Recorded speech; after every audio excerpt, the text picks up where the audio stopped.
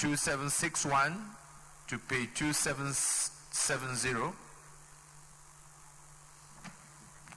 page 2771 to page 2780, page 2781 to page 2790,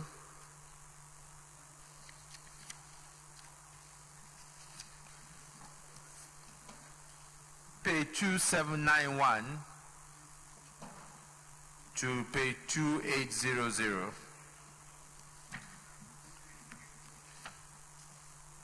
page 2801 to page 2810, page 2811 to page 2820, page 2821 to page 2830, page 2831 to page 2840, page 2841 to page 2850,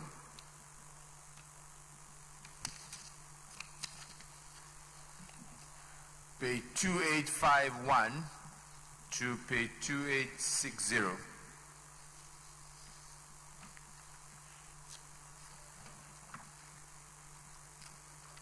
page 2861 to 2870,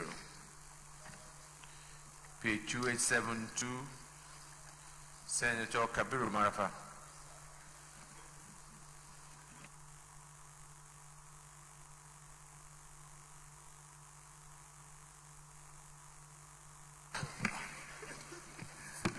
Thank you, Mr. President, my well-respected colleagues.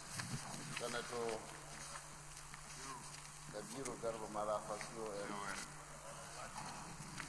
Chairman, Retiring Senators Association of Nigeria.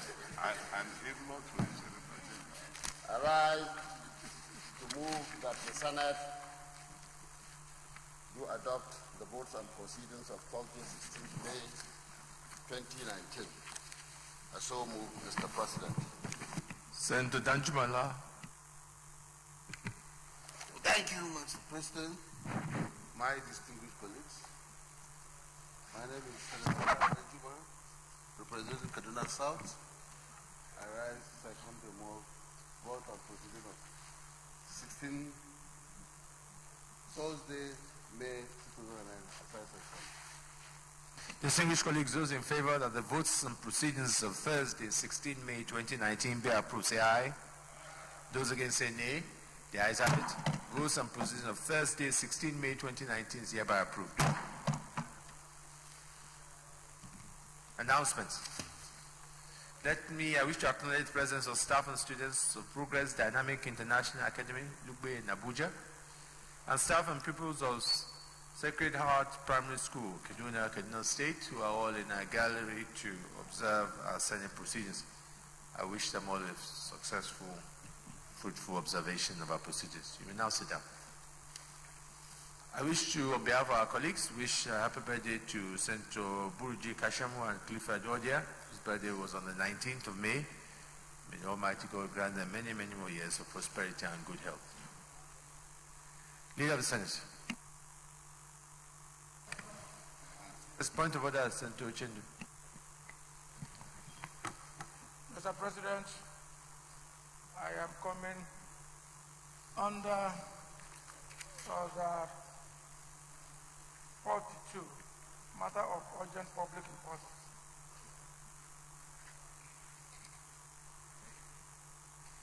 If I have your permission, Mr. President, thank you.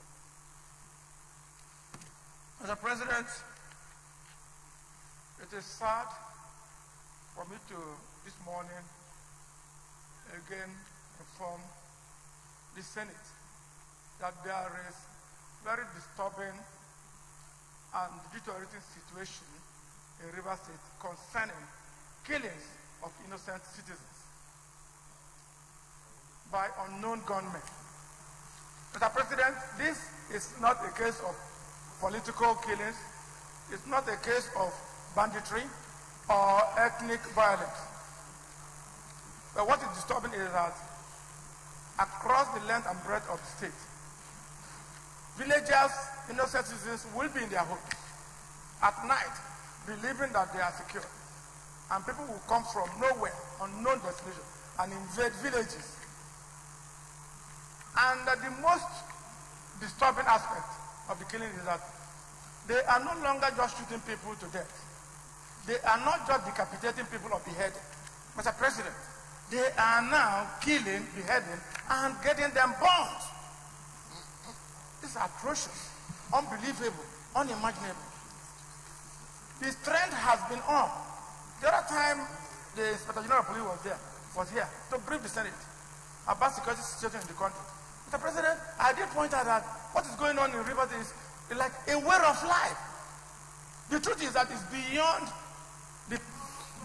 Distinguished colleagues,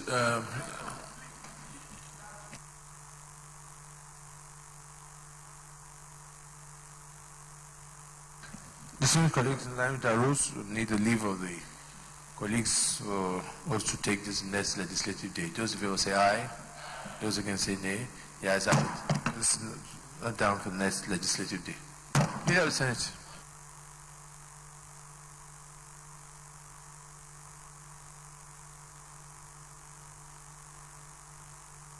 Senator Marafa. We are now friends with the SPI. That matter is we have our problem, but yes, he is front to my distance. Thank you, Mr. President, my warriors, respected colleagues. Mr. President, I want to come under order 5613. With your permission, I read. Yes. Senators shall attend the sitting of the Senate properly dressed. Mr. President, I want the Senate to look at the way Senator La is dressed. I don't know what type of Mubariga he wears. It doesn't belong to the houses, no Yorubas or Igbos. They are the ones that are used to it. I want with your orders, can Senator La stand up so that you see what he's wearing, Mr. President? Number two is Senator Shehu Sani. Mr. President, Senator Shehu Sani has deviated from his standard way of dressing. Everybody knows he dressed in suit and tie, and today he is wrongly dressed. And as we are retiring, Mr. President, I want you to warn him to go back to what he is known for. He should not lose his identity. He is going to be my member after retirement, so I'm not too happy to see him dressed differently. And Anju Mala, you should tell us which part of the country's dressing are you wearing today? Because this is, yes, it's quite, it's unsenatorial, Mr. President. I so submit, Mr. President. I think I better say your rule is sustained. I've heard you. I can't. No words for that. Leader, you said it. Thank you very much, Mr. President. Mr. President, distinguished colleagues. Mr. President, relying on our standing order 1B, I move to rearrange our order paper. This Senate will recall that the Honourable Minister of Health was invited last week to come and brief the Senate. The Honourable Minister is already here, outside of the chamber, and I feel that we should invite him in, and therefore the sixth order now will be the first business of the day, and is the briefing by the Honourable Minister of Health on the current state of facilities and healthcare services in Nigerian teaching hospitals. Mr. President, distinguished colleagues, you will recall that the Senate resolved on Wednesday, the 15th day of May 2019 to invite the Honourable Minister of Health on the current state of facilities and healthcare services in Nigerian teaching hospitals. Mr. President, distinguished senators, in order to carry out this exercise in conformity with our standing order 17, which is floor privileges, I will move two motions. First, I move that the Senate do resolve into the committee of the whole. Is there anybody to represent? Mr. President, the rise second the motion. Ably moved by the leader. Second. Distinguished colleagues, those in favor of the motion say aye. Those against say nay.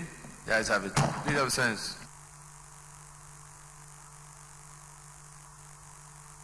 So if you can invite the minister in.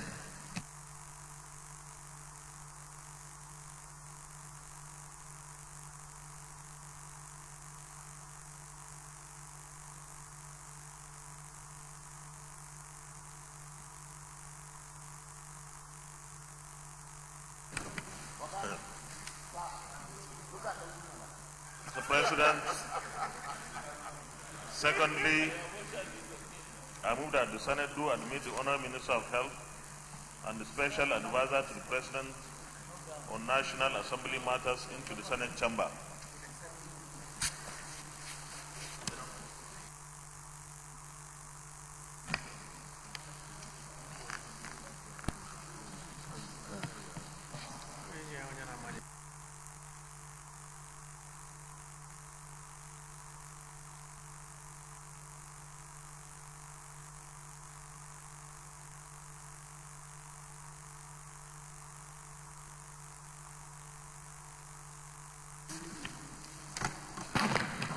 I rise to second the motion. Thank you, Mr. President.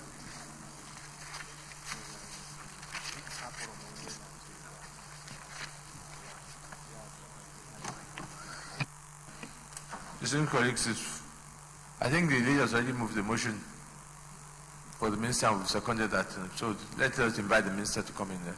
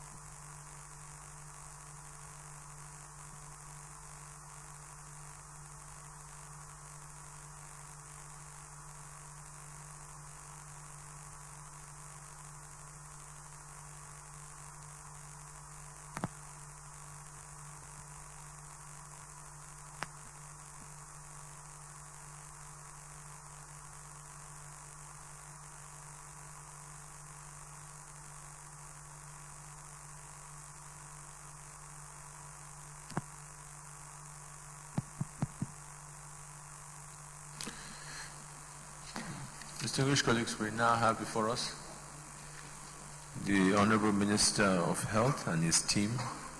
Me, on behalf of the Senate, welcome the Honorable Ministers and your team to the Senate chamber. This is following the invitation to invite the Honorable Minister following a resolution on the 8th of May, the Honorable Minister to come and brief the Senate on the current state of facilities and healthcare services in the Nigerian teaching hospitals. Honorable Minister, you're welcome. We'll give you the opportunity now to take the floor to brief the Senate on the state of affairs of Nigerian teaching hospitals. We are concerned with the deteriorating condition of our hospital facilities across the country. Despite the annual budgetary allocation to the health sector, Nigerians are still dying because of obsolete equipment, the poor state of infrastructure, lack of generating state, lack of power, sometimes lack of diesel, lack of drugs, etc., which we are very concerned about. That should not be the case. We would like to hear from you what the true situation is, what solutions or measures you have to address this problem that's affecting the entire country. And after that, there are questions from our colleagues. You take those questions. Honorable Minister, I yield the floor to you. Thank you.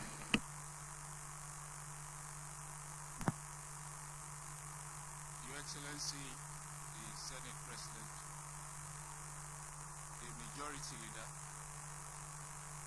distinguished senators of the Federal Republic of Nigeria. Let me start, Your Excellency, by introducing members of my team. With me this morning is the Honorable Minister of State for Health, Dr. Osage Hamila. Also with me, Your Excellency, is the Director of Hospital Services, Dr. Amedu, who is standing in for the Permanent Secretary, who is unavoidably absent. We also have the Director of Human Resources, Mr. Mohammed Ali, some other directors from the ministry. But to also support me this morning, Your Excellency, are 8 of our chief executives from across the country. I have with me the MD of the National Hospital, Dr. Jaf Mohammed. I also have the CMD of University of Maiduguri Teaching Hospital, Professor Ahmed Aidu. I have the CMD of University of Ilorin Teaching Hospital, Professor Yusuf Kula da Silva. I have the MD of the Federal Medical Center, Dr. Chinwe Igwilo. I have the CMD of the Federal Teaching Hospital, Dr. Kunle Ajayi. I also have the CMD of Afemi Awolowo University Teaching Hospital, Professor Aditile. I have the MD of Federal Medical Center, Butumeta, Dr. Dada. And the Chief Medical Director of Lagos University Teaching Hospital, Professor Chris Bode. We thought we could do more, but some are unable to attend for some other reasons. Your Excellency, I want to thank you for the opportunity to be here today to discuss about the state of the Federal Teaching Hospital. But in terms of the discussion, we will talk about the tertiary hospitals, which includes the medical centers. We have 22 teaching hospitals in the country, 20 federal medical centers, and 17 specialist hospitals all over the country, under the direct purview of the federal government. By design, each state invariably, or most states, also have teaching hospitals to provide tertiary care. The teaching hospitals, Your Excellency, by design, constitute the apex of the healthcare in any country. And for us in Nigeria, they represent the topmost. And by design, they are expected to receive referrals and manage complex and complicated cases. For them to function effectively, Your Excellency, distinguished senators, they depend on functional primary care centers and functional secondary care centers. When these two levels of care are functional, about 90% of ailments can be taken care of at primary and secondary care. In other words, only 10% of Nigerians who require care will need to go to tertiary institution. PACs, 70%. The tertiary secondary institutions, 20%. So we have just 10% who require. However, over the last couple of years, we have a major challenge. The healthcare system can be described as a pyramid.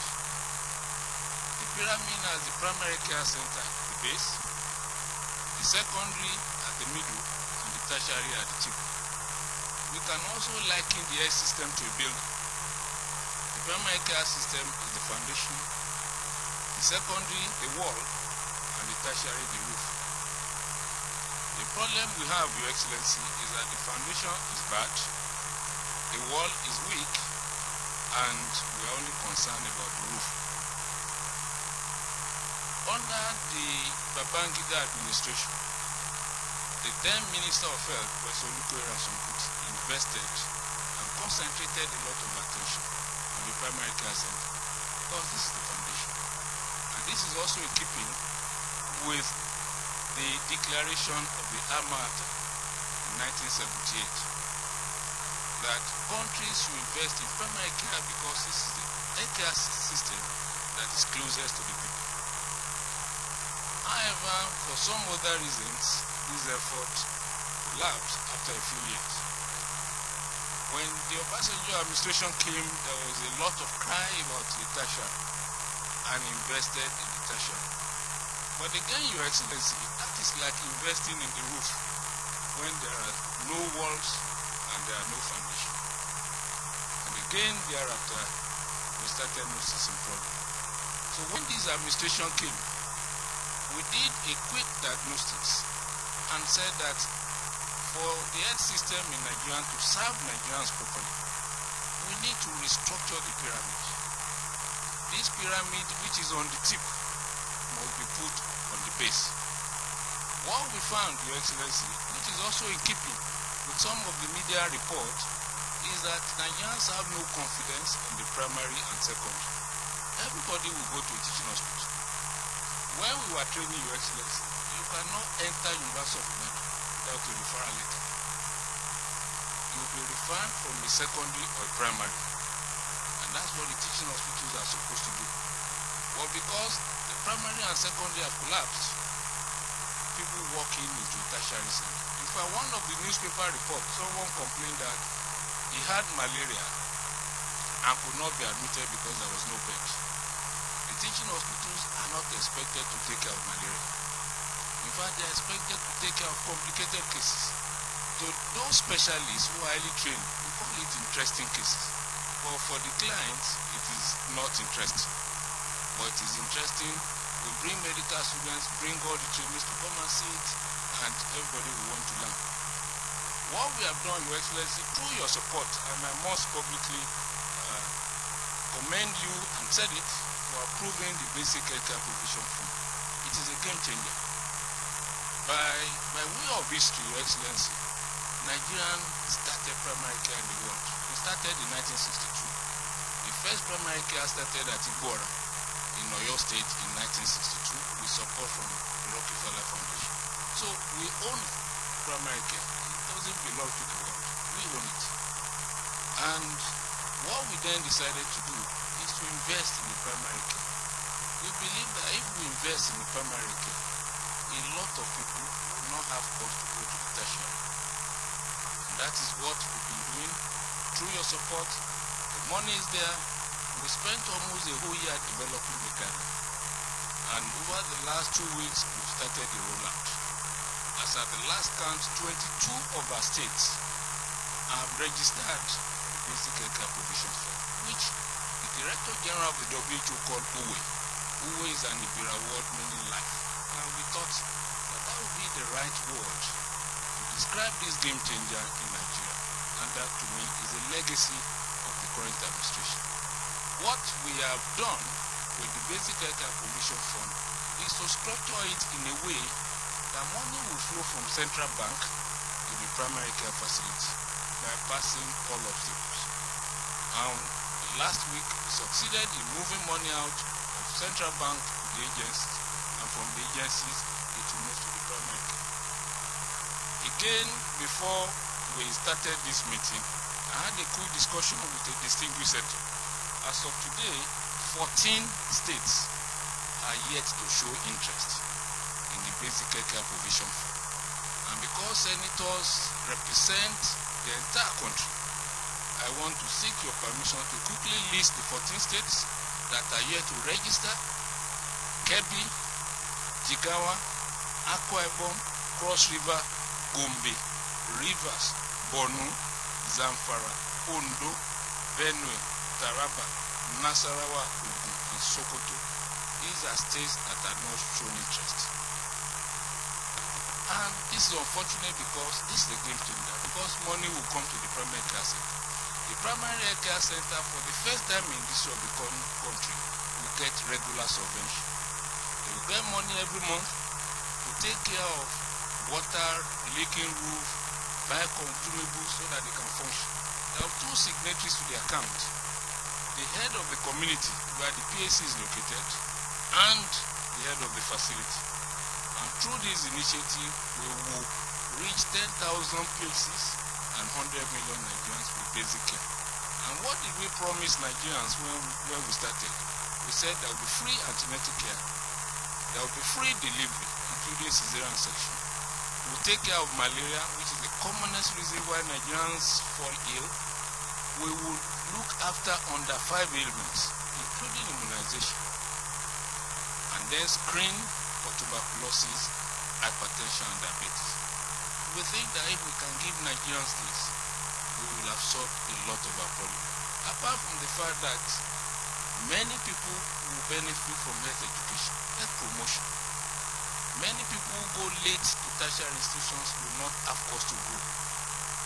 And Your Excellency, this is the game to do. Now back to the issue of the tertiary institutions. The tertiary institutions, reading through the report, Your Excellency, they complain about overcrowding.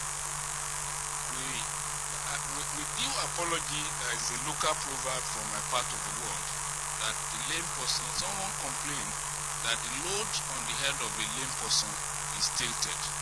And that person said, don't look at the load, look at my legs. We know the problem of the teaching hospital. And that's why I gave the initial story, so that we can put back the teaching hospitals and we will pull people away from the teaching hospital and let them function.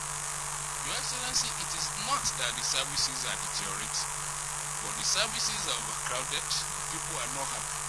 But the main problem, Your Excellency, is an appeal. I believe that we will use this opportunity to address the problem of healthcare system, and that is the problem of the states. The states have literally abandoned healthcare, so that everything is now handled by federal. We cannot succeed with this. And my appeal, Your Excellency, is that we want distinguished senators to use their leverage with governors to invest in secondary care.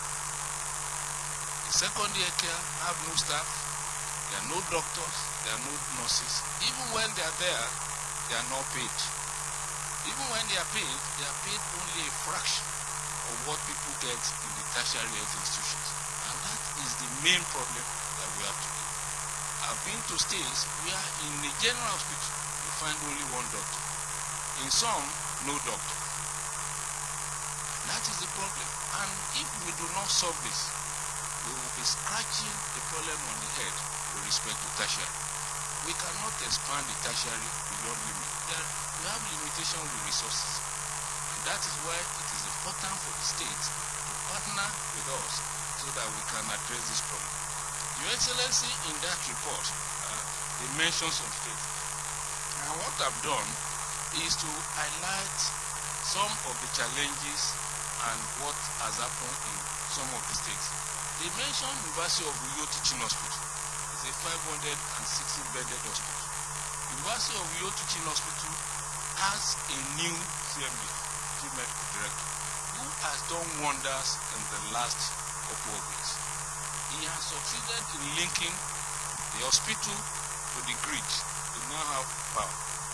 So that means the problem identified in that problem is partially solved. Because we have requested for information from our tertiary institutions. How do you spend your money? When I look through the data that we have, a large chunk of the money is on diesel. But diesel also has a problem. In many institutions, the single most important item stolen in any institution is diesel. So if you keep on putting money in diesel, they are also stealing it. So the solution is to improve power supply and reduce dependency on diesel. One of the CMDs, I had discussion with him, so I also related my experience as a vice chancellor. That's the MD CMD of University of Maiduguri. And I said, watch diesel. As a vice chancellor, UI was spending 24 million monthly on diesel. My overhead on my subvention was 6 million. So there was no way I could break it. So I called the unions and I said, we have a problem with diesel. So I set up a diesel committee, ASU and NASU. We bought 2 big padlocks, they locked the diesel down. For them to open, both of them must be there. We fenced the place and removed the generator that was at the diesel dump. Sir, at the end of 1 month, the diesel consumption dropped to 6 million from 24. Maiduguri is a good example. Maiduguri has crashed diesel consumption because the CMD paid attention to diesel consumption. So power is an issue. And the more we move away from diesel, the better. Again, I must commend University of Maiduguri. The hospital, although mentioned in some of the write-up, is one of the star hospitals. Doing well. The CMD, within a short time, has partnered with the state government. This teaching hospital cannot function alone and in isolation. Maiduguri has partnered with the state government, with the community, and thank God as of today, they are putting a bunker in place to handle radiotherapy. They bought equipment to handle cancer problems. They've also started PPP. Red Cross is supporting the hospital. They are building a burn center. The hospital is alive and working. Again, Obafemi Awolowo University Hospital was cited in one of the reports. Your Excellency, I also want to say that that is also one of our star hospitals. In the last couple of years, consistently, we've been doing open heart surgery at Obafemi Awolowo University. The same reason. They also mentioned Lagos State University Hospital. I must say that Luth is also one of our star hospitals. Luth now has an independent power supply, so power will no longer be a problem in Luth. Apart from that, the Luth NSIA Cancer Center was commissioned by Mr. President in February. The beauty of the cancer machine is that there are 2 LINAC machines there, as the brachytherapy, and the facility can treat about 300 people every day with cancer. We've done the same in National Hospital. When we came on board in November 2015, Your Excellency, the only cancer machine in National Hospital was in the crate for 3 years. We've installed that machine, treats about 100 people now every day. National Hospital's MD is here. Apart from that, we worked with SNEPCO, they donated a second machine. So, apart from Luth, National Hospital has 2 machines. So we have in this country now 2 hospitals with 2 cancer machines, and between them they treat up to 300 people every day. So we're building capacity to treat cancer.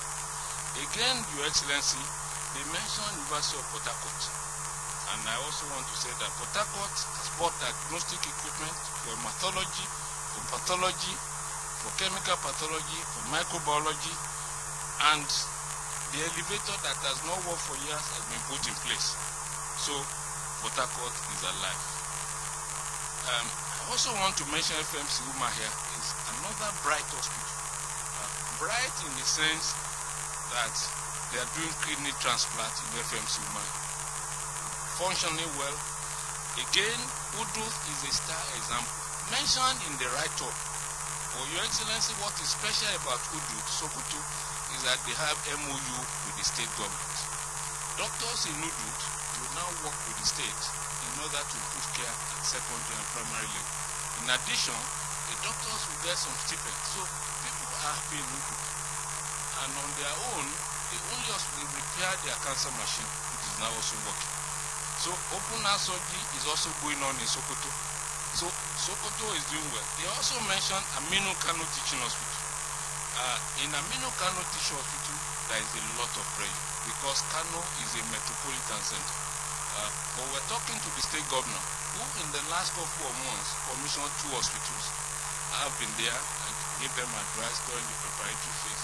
So the 2 hospitals functioning well, and I also advise that they should get LINAC and brachytherapy machines for Kano. FMC Butemeta was not mentioned, but deliberately I want to mention this hospital because, sir, the document you have, I don't know if you have it, in color you will appreciate the renovation going on at FMC Butemeta. You will think this is a hospital in Europe, and this is being done with IGR. The walls are sparkling clean with a lot of turnaround. What did the MD, what did he do? He decided to put in place electronic payment for the hospital, and I learned that the director of accounting had to retire 2 months later for reasons best known to him. But the revenue of the hospital went up, and the hospital is doing well. The other one I have here, sir, is FMC Yola. FMC Yola is also another bright hospital, where in fact they separated conjoined twins in Yola. They also separated conjoined twins in the teaching hospital at Gogalada.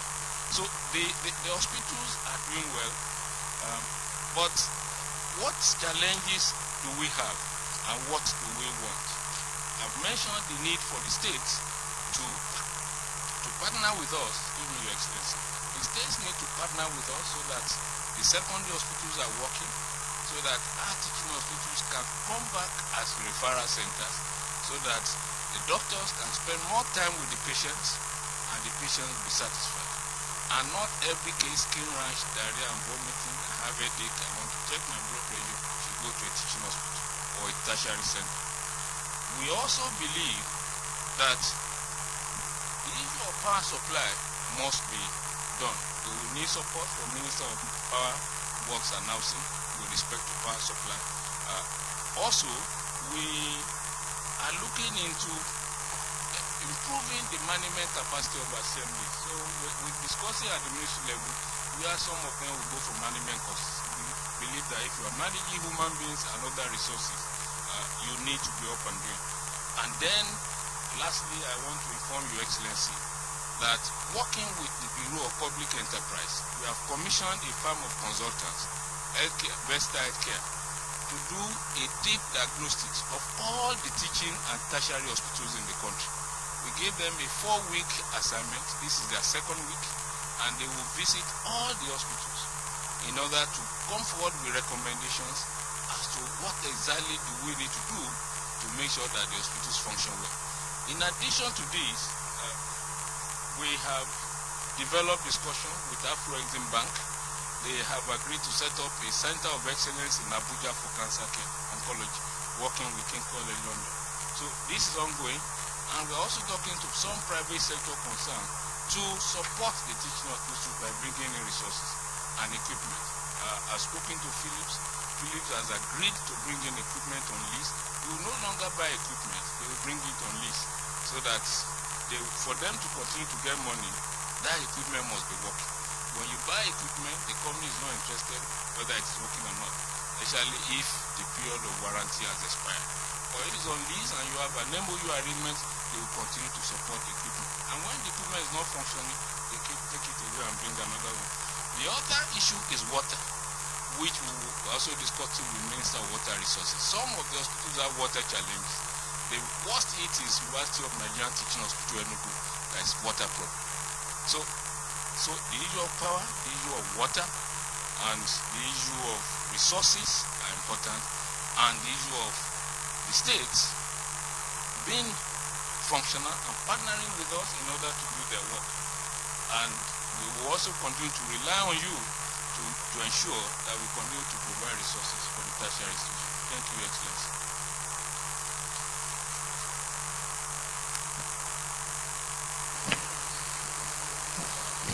Distinguished Honorable Minister, I think your team were not brief that we don't clap in this chamber.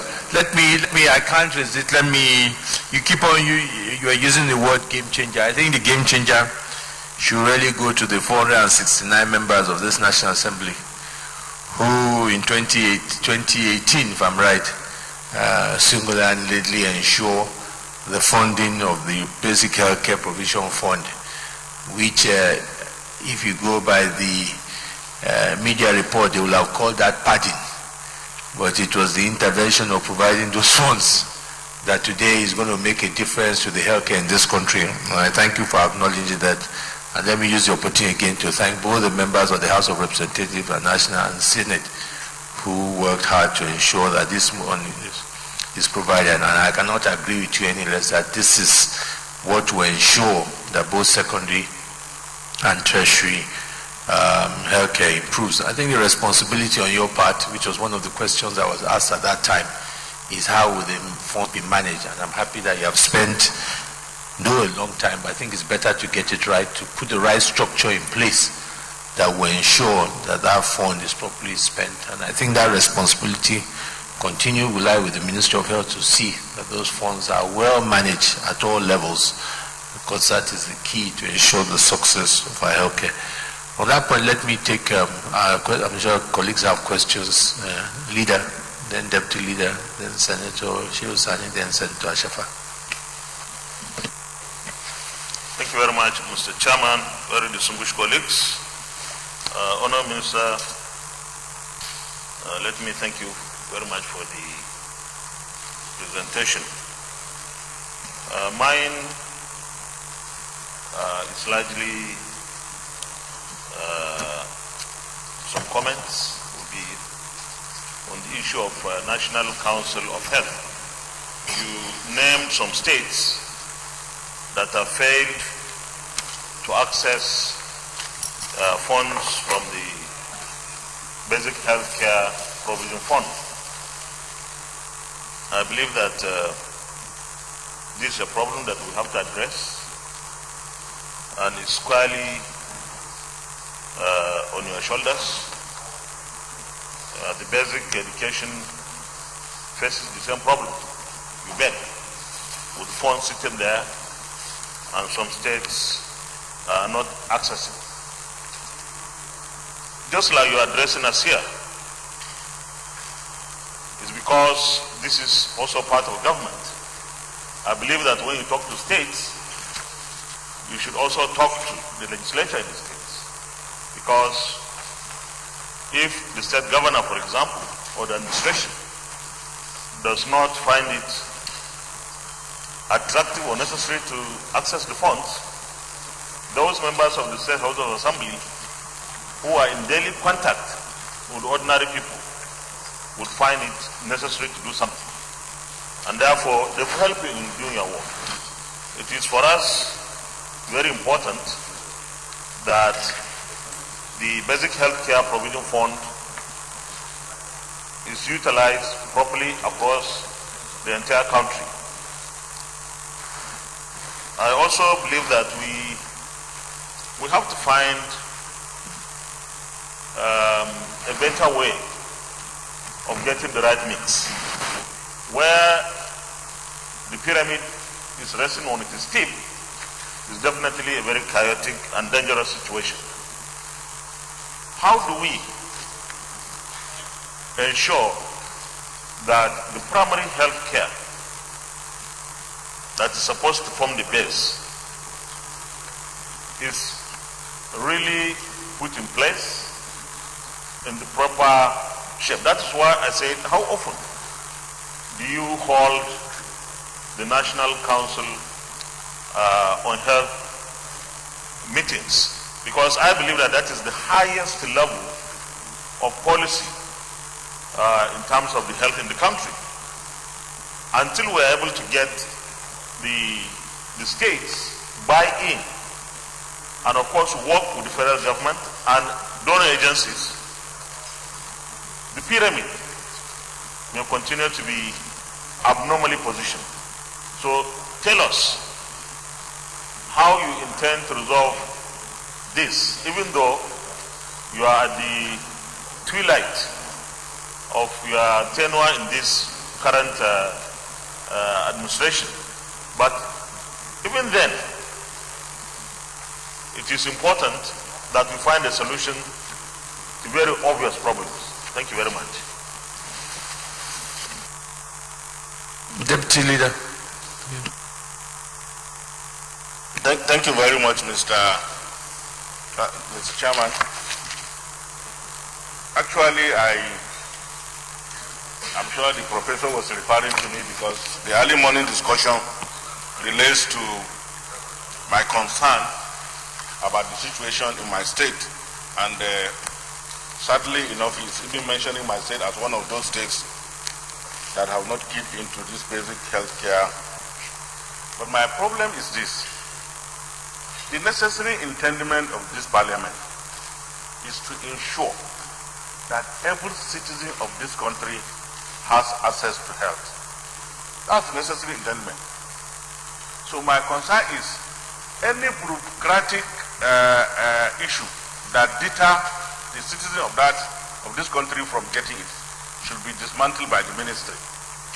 Please, because for the ministry to wait until the governors apply and then maybe give the counterfeit funding, I think the ministry should take some steps further to see what kind of intervention that can be done. Here, as parliamentarians, I, for example, am renovating hospitals, providing beds, providing a dialysis machine, providing all this. If we can key into this project from here, like the leader has said, it will solve the problem, because we are more concerned. We know what we go through in respect of these issues. And I think if there is anything you think the parliament can do to assist you to unbundle the process so that every Nigerian will have access to this, irrespective of whether the state government decide to apply or not to apply. Because all that the Senate wants is that every nook and cranny of this country should have some respite as far as health issues is concerned. And I think that's where I want you to, maybe in your remarks, in answering the questions, to help us find how we can assist you to unbundle this so that everybody is carried along in this process. Thank you very much. Can actually tell us what are these requirements you require from the states? Because I know that for primary health care provision, basic provisional health care fund, there's no counterpart. So I don't know what you're expecting the states to really do. Why? So maybe you will tell us what were those requirements you have put before the states, while some have met. You want to take those two questions, then you can take Shehu Sani and Porker, and then Ashafa. Thank you, Your Excellency. The requirements are not huge.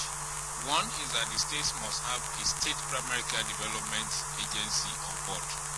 That's the first requirement. Because 45% of this money, by virtue of the Act, must go through that route. Then they should have a state health insurance scheme or a contributory scheme. And I think for some states, they've not passed this. There's a counterpart fund provision in the Act, but we have reduced it to 100 million naira, which the states are paying. We felt that will show commitment. Those are the three conditionalities, Your Excellency. And with regard to what we can do, by law, the National Council on Health is expected to meet at least once a year. But we met about 3 times in the last meeting. There are also provisions for emergency meetings. The commissioners they've also formed a forum as an association of commissioners. So we call it Forum of Health Commissioners, and I've been meeting with them severally. On my own, each time I meet a governor who is not on this list, I chip in a word. And I must say, sir, a state on this list, I've interacted with the governor twice. He said, look, your state is not benefiting. Still, there's not been any word from that state. With regard to what we can do to dismantle, I will also rely, apart from we are using the governors forum, we're writing, and we are also making noise so that some of the governors can become envious. Wherever we rolled out the program, we will mention what the state will benefit. When we were in Niger, we said Niger will benefit to the tune of 964 million naira over 9 months. We thought that would make some governors jealous. So that is an opportunity. But we believe that distinguished senators can also help us. But we are moving around and we'll be making the necessary noise so that I think people will ask questions. When the governor here in Niger, the deputy governor said he asked his commissioner, when are we going to benefit? When he heard of the launch in another state. Thank you, Your Excellency. Yes, Senator Shosan. Thank you, Mr. Chairman. Professor Minister, I have carefully listened to your presentation itemizing all the issues and the problems as far as finding solutions to the problems of both the teaching hospitals and also the primary healthcare centers. I can remember 1984 as a president in the Association of Medical Resident Doctors. You led a strike and a protest as far as the issue of health was concerned, which led to you running into exile. And you did it in the interest of Nigerians, I believe. Prof, the situation in the teaching hospital is far worse than the way you have described it. I, having been a product of the ABU teaching hospital, I believe that some of these issues are directly related to non-release of funds to the hospital for them to address these issues. You should be very frank because these are issues that will also touch on your own legacy. When you describe the health structure as pyramid and the need to turn it upside down, you have the levers to do it. But for now, as far as the primary healthcare centers are concerned, you see a litany of them in the whole country. Some of them completed 2, 3, 4, 5, 7 years ago and are virtually without doctors, are unoccupied. So it also happens in my constituency. I want to know from you, in view of the issues you are raising with regards to obstacle or impediment with the state government, do you have any plan whereby spirited individuals and charity organizations that are willing and able to manage some of these primary healthcare centers can at least make it possible for it to function so as to reduce the weight? But where we have a case, 1983, Nelson Abacha described Nigerian hospitals as mere consulting clinics. But it is still the same 40 years after. So what I'm saying is, do you have any way you can engage churches, mosques, humanitarian organizations who wants to manage this, and then we can then move on? The last one is this. Do you think we need to have a bill, if it will work, to exempt public hospitals, federal medical centers from the kind of tariffs on water and electricity? If we should even excuse them from paying for electricity and water, will that be helpful and also solve some of the problems which you have raised? Thank you very much. Boka. Honorable Minister, if I got you right, you did emphasize that two major problems in the tertiary health institution are water and electricity. It's unfortunate that in most climes, these twin problems are taken for granted. The provision of these twin crimes are taken for granted. Honorable Minister, here again, I believe government is a unit. Being a unit, you must have been interfacing with your colleague, just like you mentioned, in power and in water. You have said about 4 years. May I know this interaction with your colleagues, Power, Minister of Power, Minister of Water, to what extent have this meeting with your colleagues updated these problems, these twin problems in our tertiary health institutions? Because 4 years is sufficient for us to address some of these problems. Like you mentioned in one of the tertiary health institutions, that the CMD have done link it up to the national grid, which goes a long way to solving some of these problems. But I think we should go beyond that. Whether government have actually succeeded within this, because we are not very clear as to what extent of progress you made within these 4 years of your stay as the Minister for Health, recognizing these twin problems of water and power. Thank you. Senator Gwinga Shafa.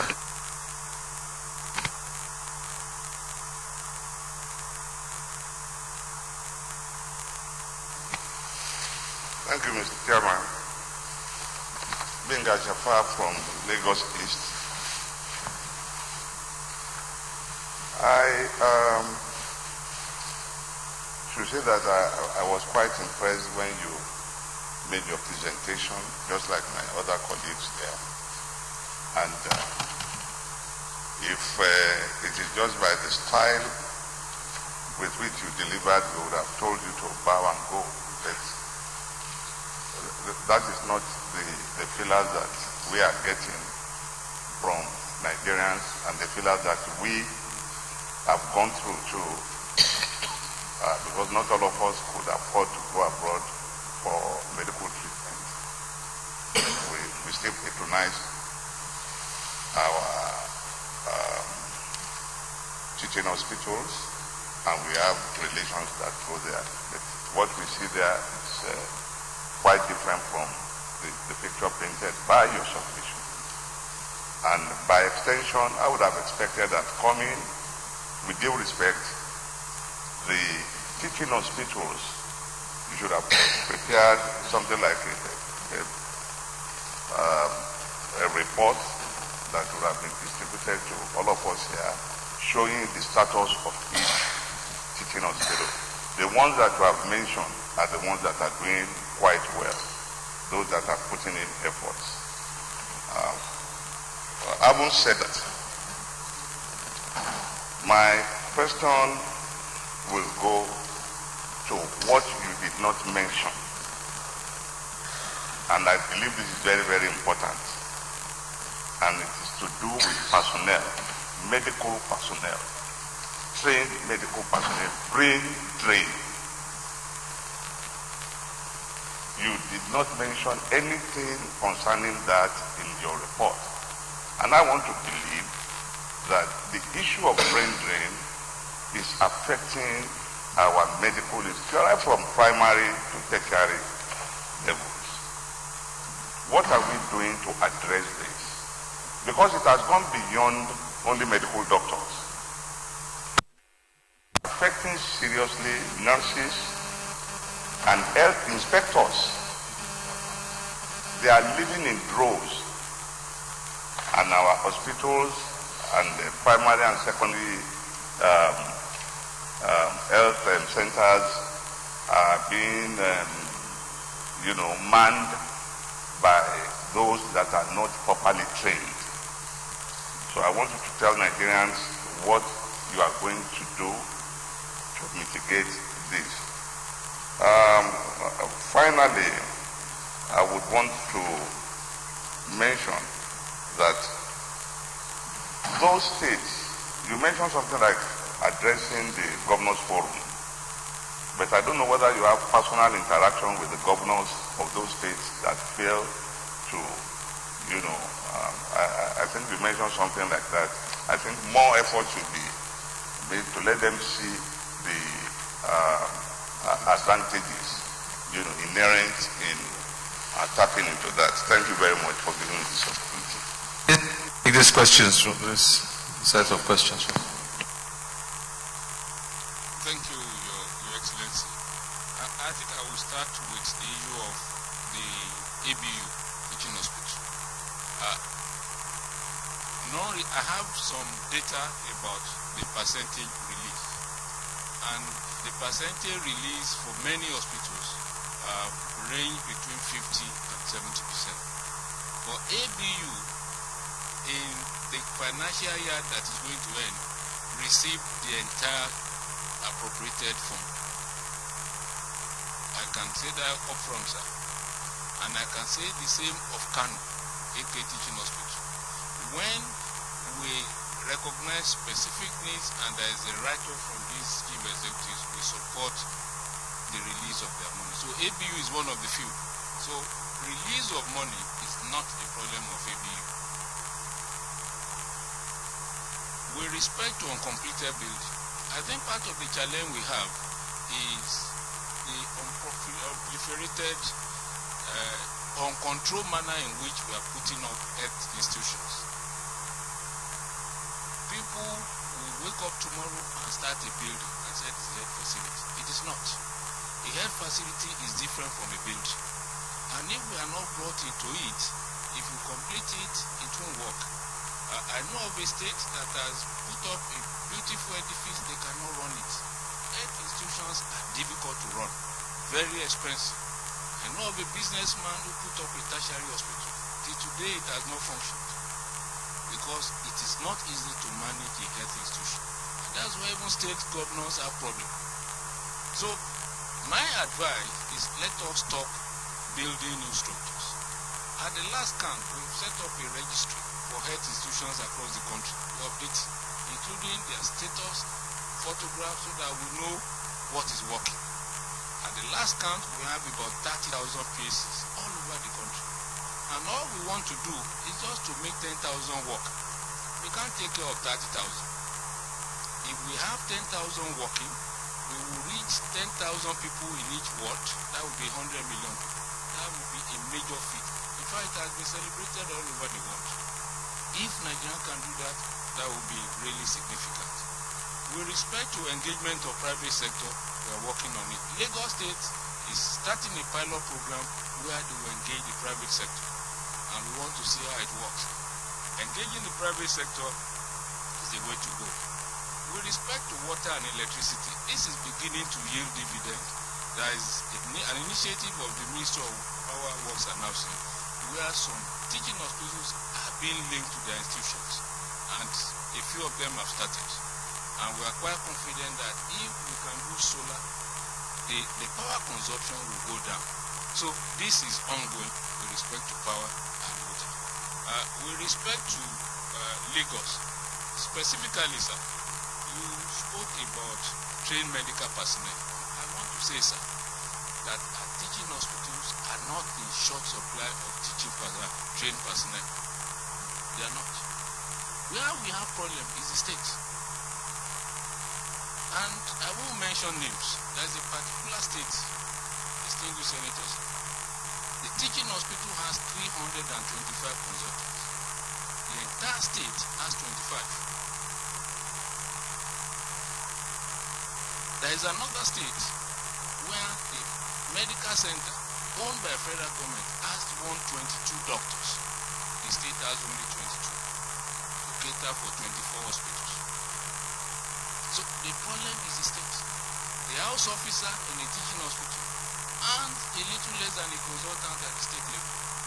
That's why even when they put up advert, they won't go there. So the real solution, where we talk about brain drain, is for the states to engage people. When I was doing my housemanship, not many people would want to UCH to do as much. We would rather stay in Adioyo. Because a doctor at Adioyo will get a 3-bedroom flat, will get a car loan the second day, and they were living in affluence. In UCH, we had only one room. So it was like a status symbol to work at the state. So that type of privilege, or the type of privileges then are no longer in existence. So that, and I went to a state, entered the general hospital, I met only one doctor in the general hospital. So, sir, how we will engage the state is a collective responsibility. It's a major challenge. We train about 4,000 house officers. We are training them. And that's why we came up with even the house officers had problem. We came up with the idea of centralized posting for house officers. Because that's the most difficult stage. So that we will post them out, federal government will pay for them. And after that 1 year, then at least they are registered. Even if they want to set up, they can set up. So that's what we've done, because they are not employing them. So that is the real issue with that, and we respect the interaction. At every opportunity, I engage with our leaders at the state level. I write letters to them, which I've done, and I'm engaging the governors forum. And whenever there's an opportunity, in fact, we're also using this opportunity. I'm also engaging some governors to talk to their colleagues, using them as champions. And so that is also yielding dividends. But it has to be continuous. And then the EU, I think I'm done with that section. Senator Francis Alimekile and Senator Samegu and Senator La. I'll take it in batches of 3, and then after that I'll move on.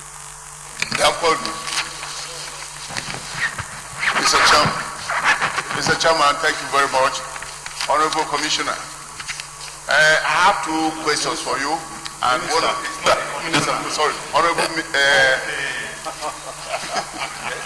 Minister, I have some questions for you, but some of them have been answered. But now, you said the health institution in this country, the foundation is weak, the wall by itself is also weak. You have only a roof there, which means that the roof is even standing on nothing. Now, the foundation, which is the primary health care, which is the foundation according to you, and most states have not even keen or to read.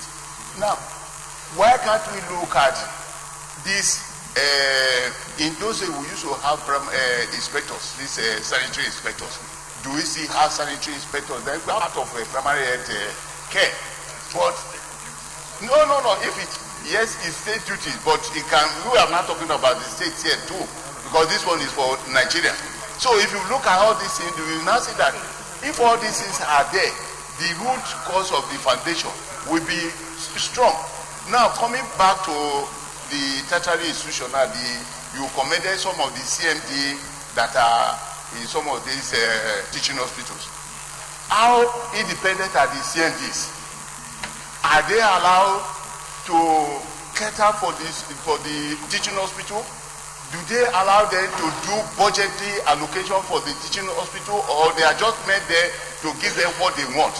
Because if CMD in a teaching hospital, according to the CMD, is given leverage to exercise all the powers, in other words, you can monitor them, you can evaluate them on their performance. Now, if some CMDs are doing well, then you cannot judge out what are you doing? Are they given chance, the opportunity to manage their institution as it should be, or the CMD is just reporting to one director and the director reports to you? Are they directly to you? Because all these things are the things that create a friction that makes them not to work. So we don't want to know whether the CMDs are independent, they can manage their hospital. Because if they do that, all these problems will be solved as well. That's my question. Thank you, Mr. President. Honorable Minister and Prof. We enjoyed the explanation. But there's an area that really worries me, and that has to do with the students that have just graduated from medical schools. and have no place to do their housemanship. And this housemanship has to be done at tertiary institutions. To train as a medical doctor, you know, is a very expensive assignment. And when these students have trained and graduated, they're supposed to go, compulsory to go for this housemanship before going for the elite corps. And most of them have found it. It has gone so bad that you may not know that you have to, in some cases, you have to pay bribe. They collect money from them to go to, universities to train doctors and are roaming around the streets now. That's my concern.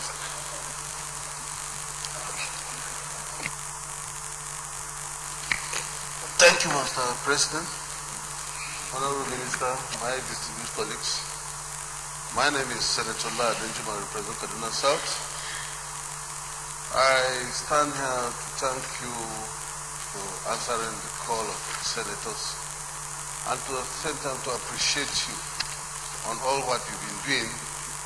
I understand the Senate President really praised you for spending money judiciously, because money was given to you to cater for the whole hospitals, and you confirmed that that the money was well spent. In other words, health is money. If you are not well, you cannot have the money and spend it judiciously or spend it the way it's supposed to be done. But in most cases, some places are lacking this medical care. Most especially like my senatorial zone. I put a request, personally requesting for the Federal Medical Center in upgrading the General Hospital of Kabachan to a Federal Medical Center. This was made known to you. As a person, I made it known that we don't have where to attend to all these medical facilities for our people. It was a case that I brought it out. If anybody is sick in our area, we'll either take it to Shika or take it to Jos. In what way do you think you can be of importance to make sure that these things are well given care and concern to whoever must have brought a request like this? What are you supposed to do as a minister of health? You know, people depend on us. We are their eyes. We are the only people that can put their request before you people so that something can be done. But this thing pains me. If all such things can be brought before you, even if something has been done, but has not been brought public for us to know what way to do and what way to take. Thank you.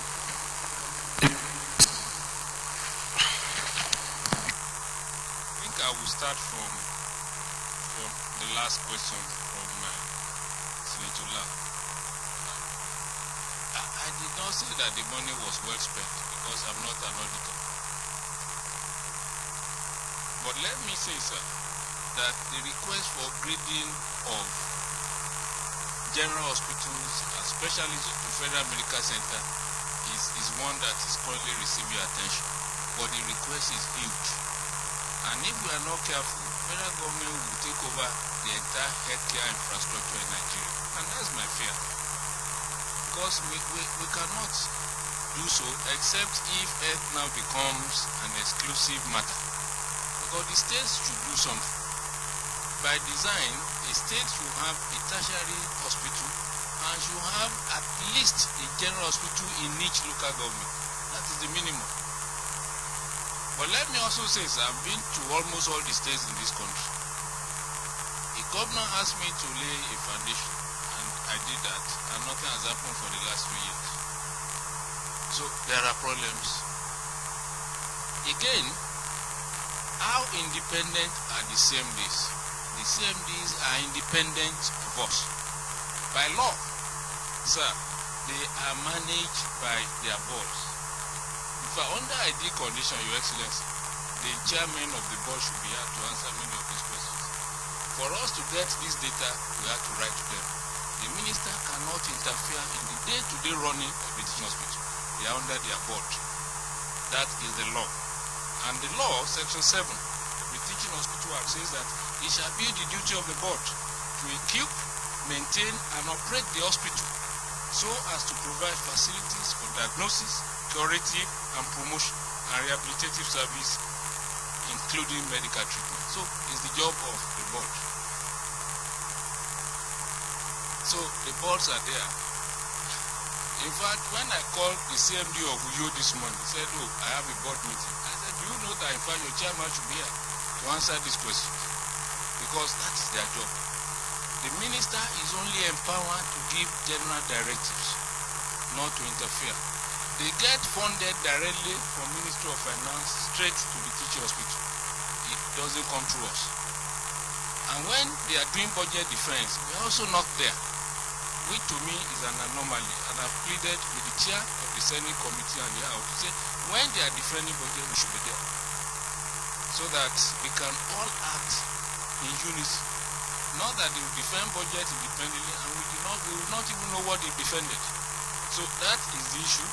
And with respect to the question from distinguished Senator on the housemanship, we recognize this problem. The lifespan of the provisional license is 2 years, given to a freshly baked doctor. If after 2 years they do not get placement, it will lapse. And that is why we started the central placement, which I mentioned. There are about 4,000 spaces. So we produce about 4,000 house doctors every year, and there are about 4,500 places. So there is enough place. And because the states are not funding, they are not expected to land only in teaching hospitals, even in general hospitals. I made mention of the situation at Adeoyo Specialist Hospital, but then there is no provision. So what we are doing now is we will take over that responsibility. We wanted to start this year, but because of the arrangement, they need to transfer the money. Budget and planning requested that we should implement it from January 2020. So that is on board. But I made a plea to them that if any one of them has problem with placement, they should contact us with the proviso that they are not asking for a position in Lagos or Abuja. They are not asking for placement in Abuja or Lagos to find a place for them. But many of them want to stay in those two places. In fact, some will even want to work in the Villa Center. I think I'm done, sir, with respect to. And then on sanitary inspectors, that is not a mandate as the federal government. Yes, now I'll take Senator Matthew Rugidi, Senator Marafa, and Senator Ume.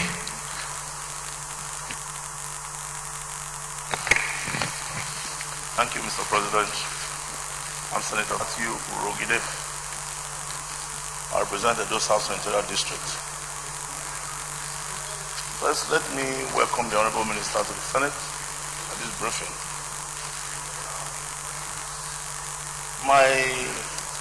My questions, of course, will be based on the observations over the years, of our tertiary health institutions in Nigeria, particularly those of us who have had the privilege, passing through them and of working in those places. Welcome. Only last week, I think you're coming here, is consequent, upon the motion that was moved, by one of us last week. And, of course, we all made, various contributions, at the session. I have looked at this, quickly looked at this presentation. No doubt, the purpose for which our teaching hospitals are established. One for teaching, one for research, and of course to provide primary healthcare services, secondary and tertiary health services.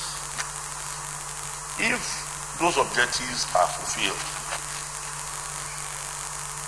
because, by way of the contributions to our colleagues, funding and right personnel, but they still have the perennial problems in our teaching hospitals.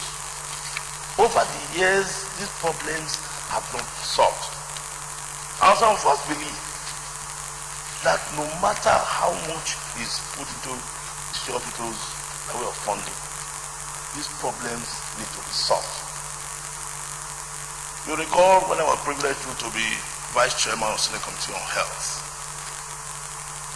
all the 272 health institutions ranging from the teaching hospitals, of course, to health, federal medical centers, and all of them, they had one problem. They all expressed one problem of funding. Funding now is not on the capital side, funding on the recurring side to pay for their personnel or to meet up with their personnel cost. I'm aware that they presented budget this year. The same problem.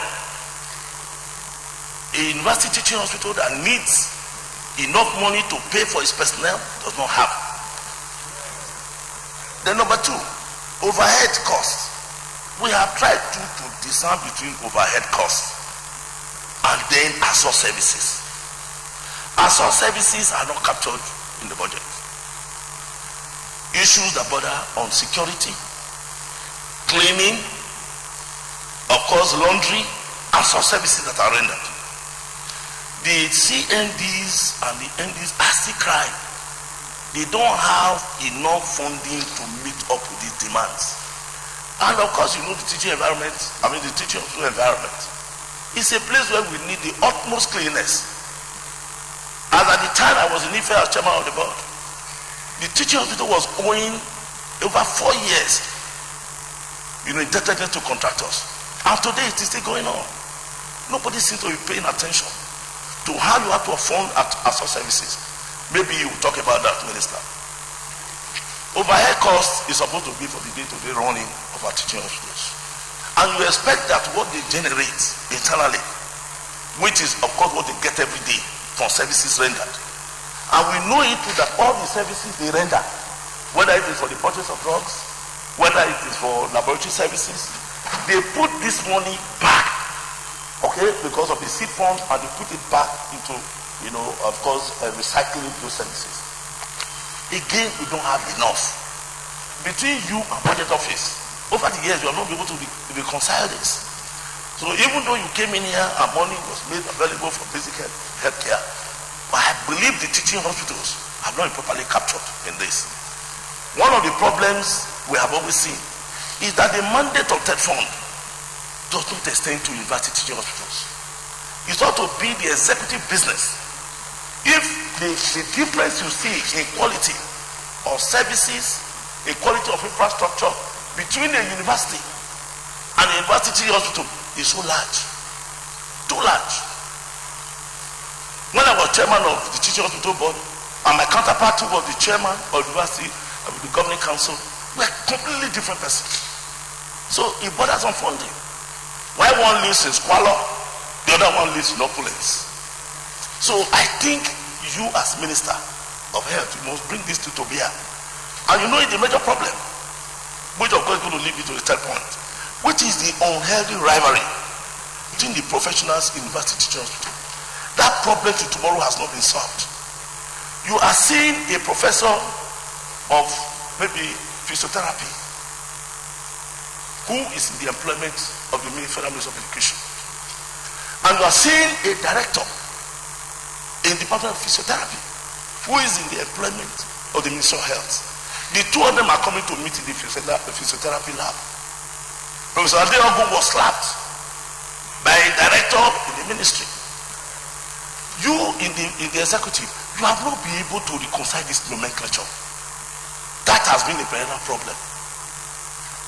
I am telling you that the quality of services that you render in the university hospital is hampered by this unhealthy rivalry. That again you have to solve. The nomenclature, most of the time, we needed to come back again to the ministry. Before you became minister, your predecessor in office, Professor Chukwu, several times I had to talk to him. How do you name this? In those days when the hospital set up, somebody will rise as pharmacist 1 to senior pharmacist, principal pharmacist, chief. By the time you get to chief, that was the ceiling. But now, your nomenclature is you rise to chief, then after a while you come back to assistant director, deputy director, before director. And you know, as you are going up, a directorate can only have one director. That again, the issue of nomenclature of your ministry must resolve it. And finally, Honorable Minister, the Pharmacies Council Amendment Bill that came was an executive bill. In fact, it came to the National Assembly in 2016. We followed it by 2017, this bill was passed and sent to the President for assent. It came as an executive bill because you saw it that the councils, the act itself, needed amendments. You saw the inadequacies. If we were going to really deliver quality services for care and all that to our citizens, you brought the bill and you said you needed this, and it was passed. Passed by the Senate and passed by the House of Reps and sent. Till today it's not assented. Even this morning it was a discussion. Nigerians are talking about it. If we don't have that, and between now and when the president, of course, the tenure ends, it only means that bill is going to reverse. And you brought it as executive bill. You are the minister. You want to talk to your counterpart. I'm told you have made your comments, and then of course the Attorney General and Minister of Justice to make his comments. I think the president needs to be properly briefed so that that bill is assented to by him before the life of this administration ends. Thank you.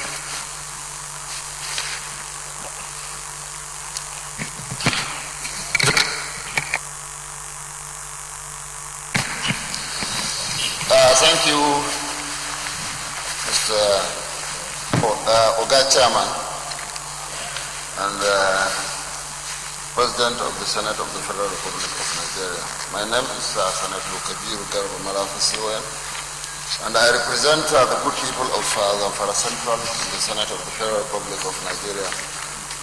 Honorable Minister, you are welcome to the Senate of the Federal Republic of Nigeria.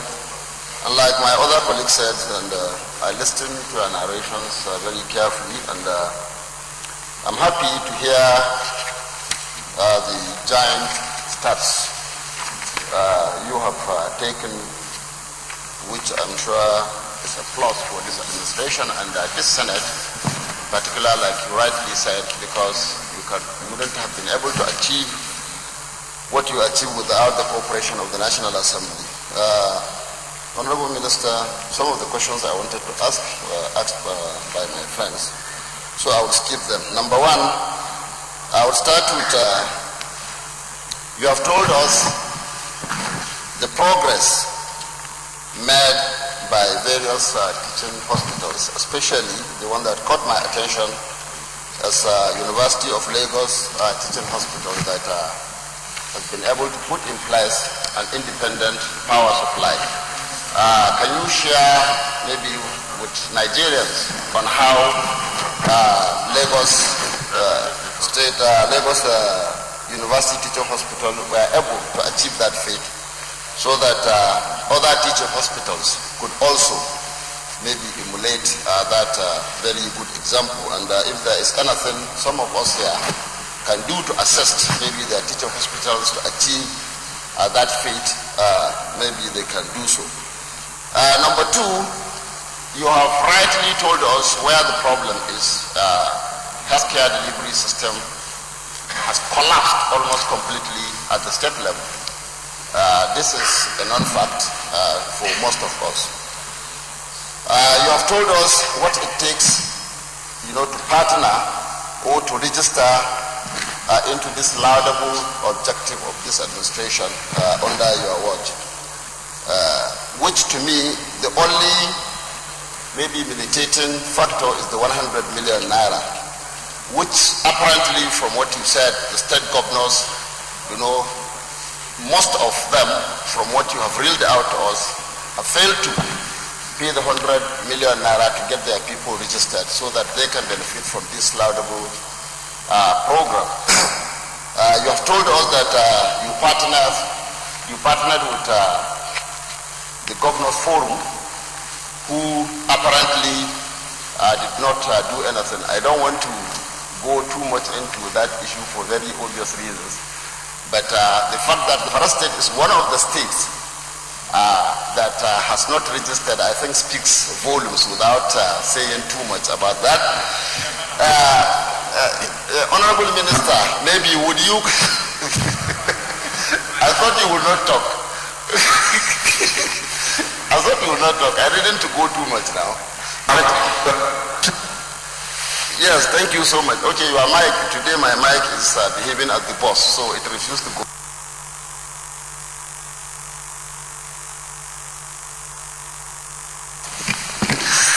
Yes, Mr. Chairman, that is why I like you. You are always all out to defend your friends, irrespective of whether they are right or wrong. And I like you for that one. Yes, that is very true. Yes.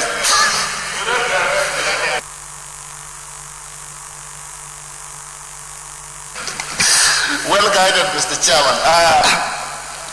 Honorable Minister, what I wanted to say is, since the state governors have apparently failed to do this, would you consider maybe partnering or telling the National Assembly, maybe channeling these problems, telling us what these problems are? Because I am sure if you had maybe written the National Assembly about this program, many of us from this side would have paid this 100 million naira from our constituency project, which many Nigerians misconstrued to mean that it is monies paid to members of National Assembly and they take it home or they pocket it or they do whatever they want.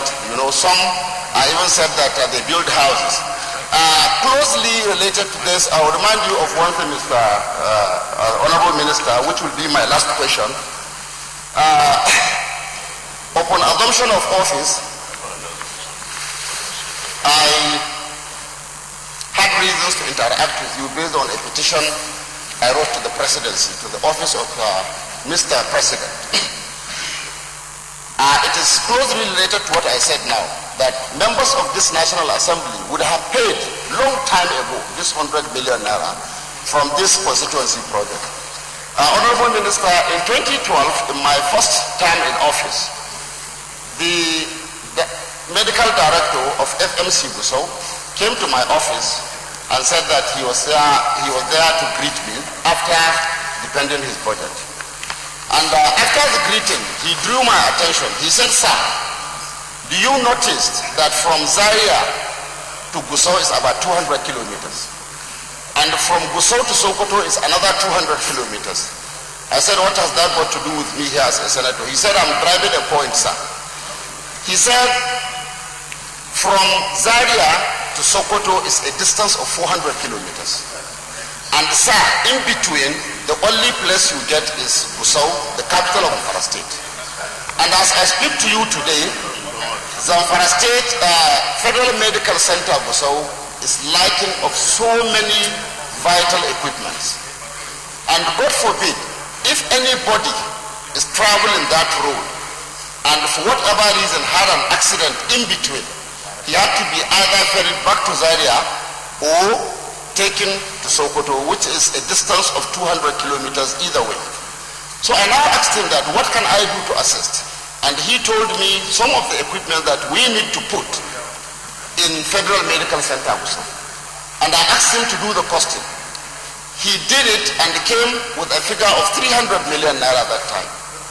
Having come from Zamfara, which is in northwest, the zone that whose senators and members receive less in constituency project, my threshold is about 197 million naira. So I went cap in hand begging. I went to the Senate President, Senator David A. Mack, and I told him the same thing the medical director told me. And he graciously approved that I be given the remaining part of this to make my threshold to reach that 300 million naira, which I now domiciled in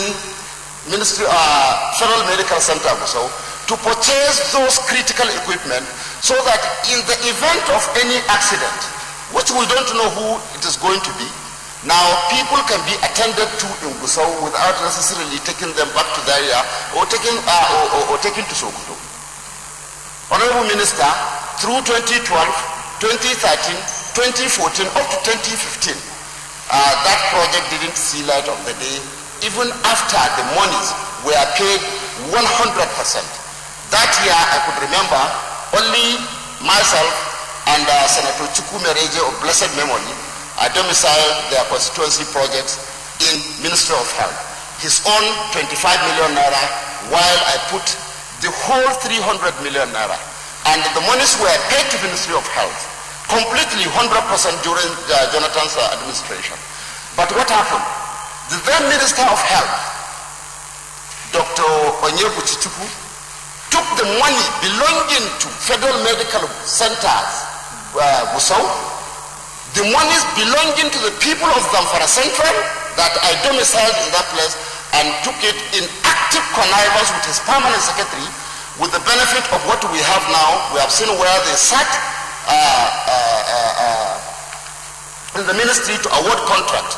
The permanent secretary then was from Kaduna State. And the minister, they took this money to Enugu and bought mosquito net. Mosquito net, yes. They bought my 300 million till today. When this administration came on board, I wrote a petition to Mr. President, and it was minuted to you. In 2015, sir, you promised me that you are going to address this issue.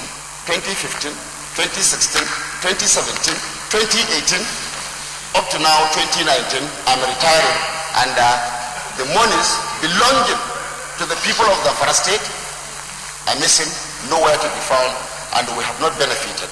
And now we can hear the failures from the Zamfara State. Now again, on the second issue you talked about, that is the same issue of benefiting from the laudable objective that you have done. Now the NHIS, in 2017 again, I put the whole of my constituency project of about 200 million naira into NHIS, because I learned of the advantage the people derive when they are registered with NHIS, which is the second requirement you have told us, apart from constituting the board of Healthcare Development Agency. 2017, I put my 200 million naira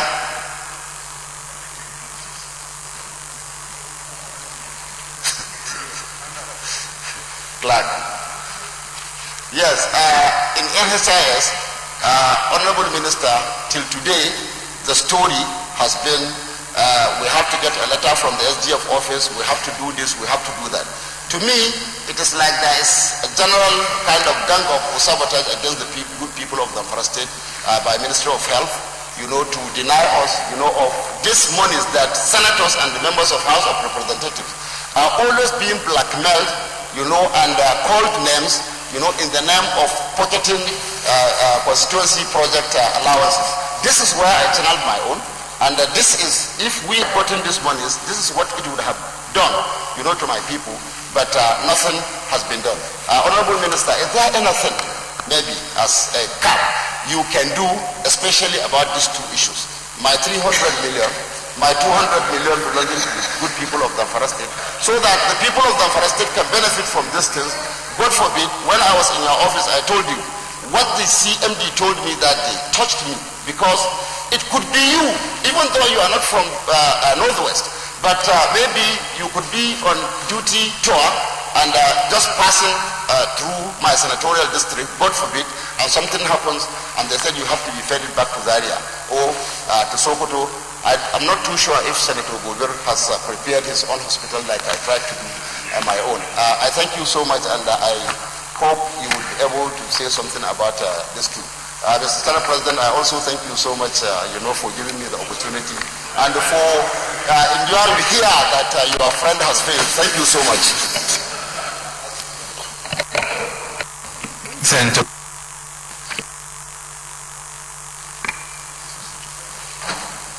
Thank you, Mr. Chairman, distinguished Senate President. Honorable Minister, my name is Senator Victor Ume. I represent Anambra Central Senatorial District. Honorable Minister, I listened to you very attentively when you are giving even in your own language, the synopsis of the challenges we face in the health sector in Nigeria. To start with, I want to say that healthcare delivery is a very important issue in any nation. The ability to provide healthcare to citizens will put a government in proper rating. Nigeria, with its large population, no doubt, has a lot of challenges in some of these things, education, to their health, and you are here. Having listened to you, I can say without any reservation that it does appear that the problems we face in the health sector border on misplacement of priorities. Misplacement of priorities. When you were talking about teaching hospitals, which were the main reasons you came here today, the situation in teaching hospitals, you mentioned that a teaching hospital like University of Nigeria Teaching Hospital in Enugu has no water. Has no water. And one would begin to wonder how a hospital of that standard will not have water. Sanitation and hygiene remain a key component of every hospital establishment. Yet we've had that teaching hospital for many years. We moved to Ichuku, the present location now, for many years now, and there's no water there. And it's a teaching hospital. You clearly stated from your pyramid illustration, the primary health care has not succeeded essentially. The secondary hospitals have not succeeded. And there is pressure on the teaching hospitals because of lack of adequate services in the two lower levels. It's because of this that the pressure on the teaching hospitals are much. When citizens go to primary health care, nothing. Secondary hospitals, nothing. They go to the teaching hospital where the best brains are expected to be working for them to get treatment. But, Honorable Minister, these teaching hospitals, we have to tell ourselves the truth. They don't have equipment, diagnostic equipment. They don't have them. I'm coming to the question. Without diagnostic equipment, there's no explanation you can give us why our hospitals are not running well, our healthcare is not doing well. If doctors don't have diagnostic equipment to work with, some of them get frustrated. They even live here. You know, we call them brain drain. When they are frustrated, they leave.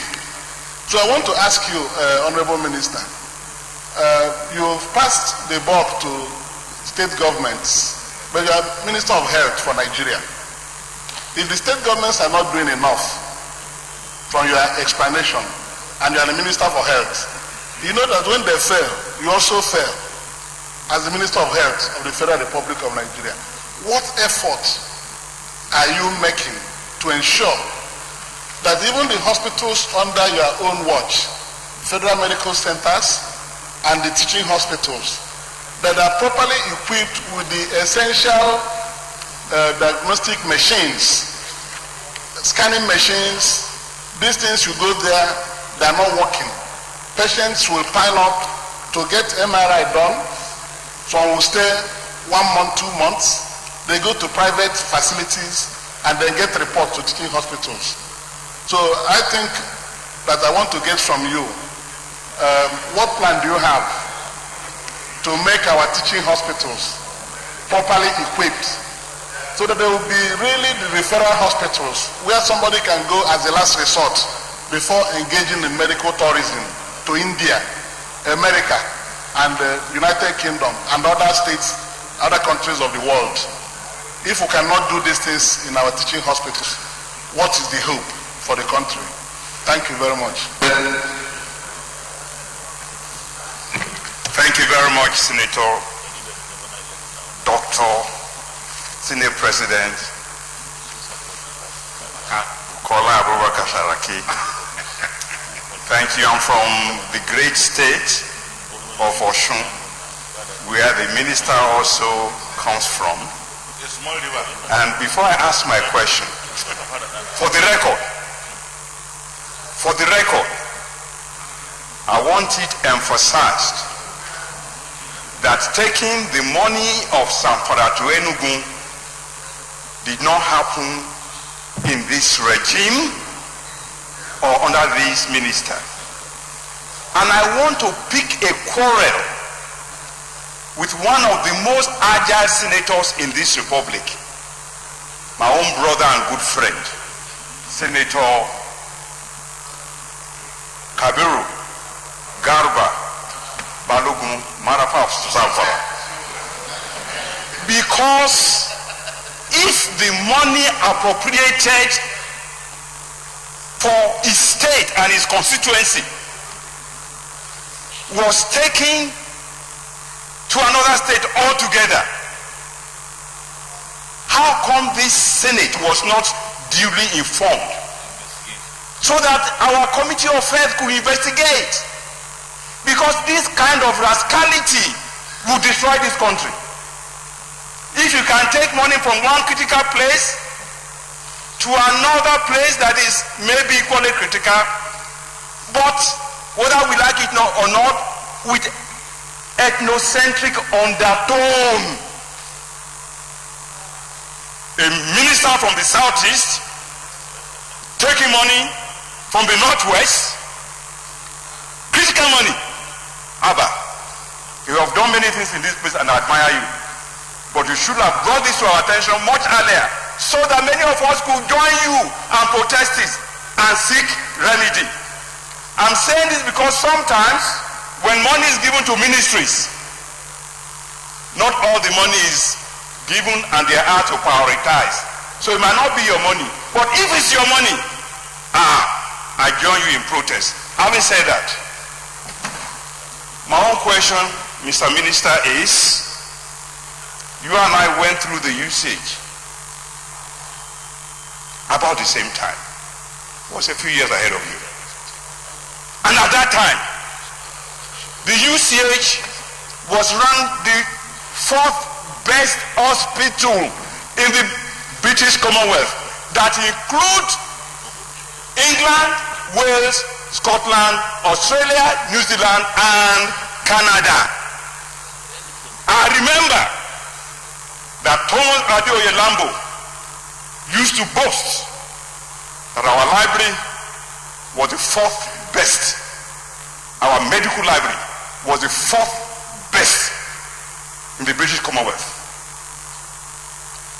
I'm sorry, sir. Every time I go to UCH, I was there last week. It is now a caricature of what I went through. I say so because as far back as the 60s, pathology department had an electron microscope. We don't have. You may argue that we have moved from microscopy to molecular. As far back as 69, it was my job to cultivate lymphoma cells. And you know that Femi Williams of blessed memory was known as Willis sarcoma because we had cells being cultured in UCH. Next room for it. Next room. Betty Clark, Montefiore had mycology. Ogumba had filarial worms being cultured. The capacity for cell culture has disappeared from the UCH 40 years after. Therefore, my first question is there a program where we can bring at least one Nigerian hospital again, if not 4, to be among the 10 best in the British Commonwealth?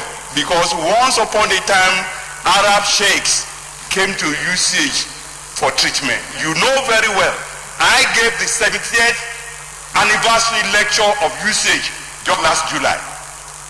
And what saddens me The ones we all called heroes at that time, Luzzatto, Edrixi, they were all in their 30s. We are now in our 60s and 70s and the place is worse. How can we make usage better? How can we make Ahmadu Bello what it was in the 60s? Thank you.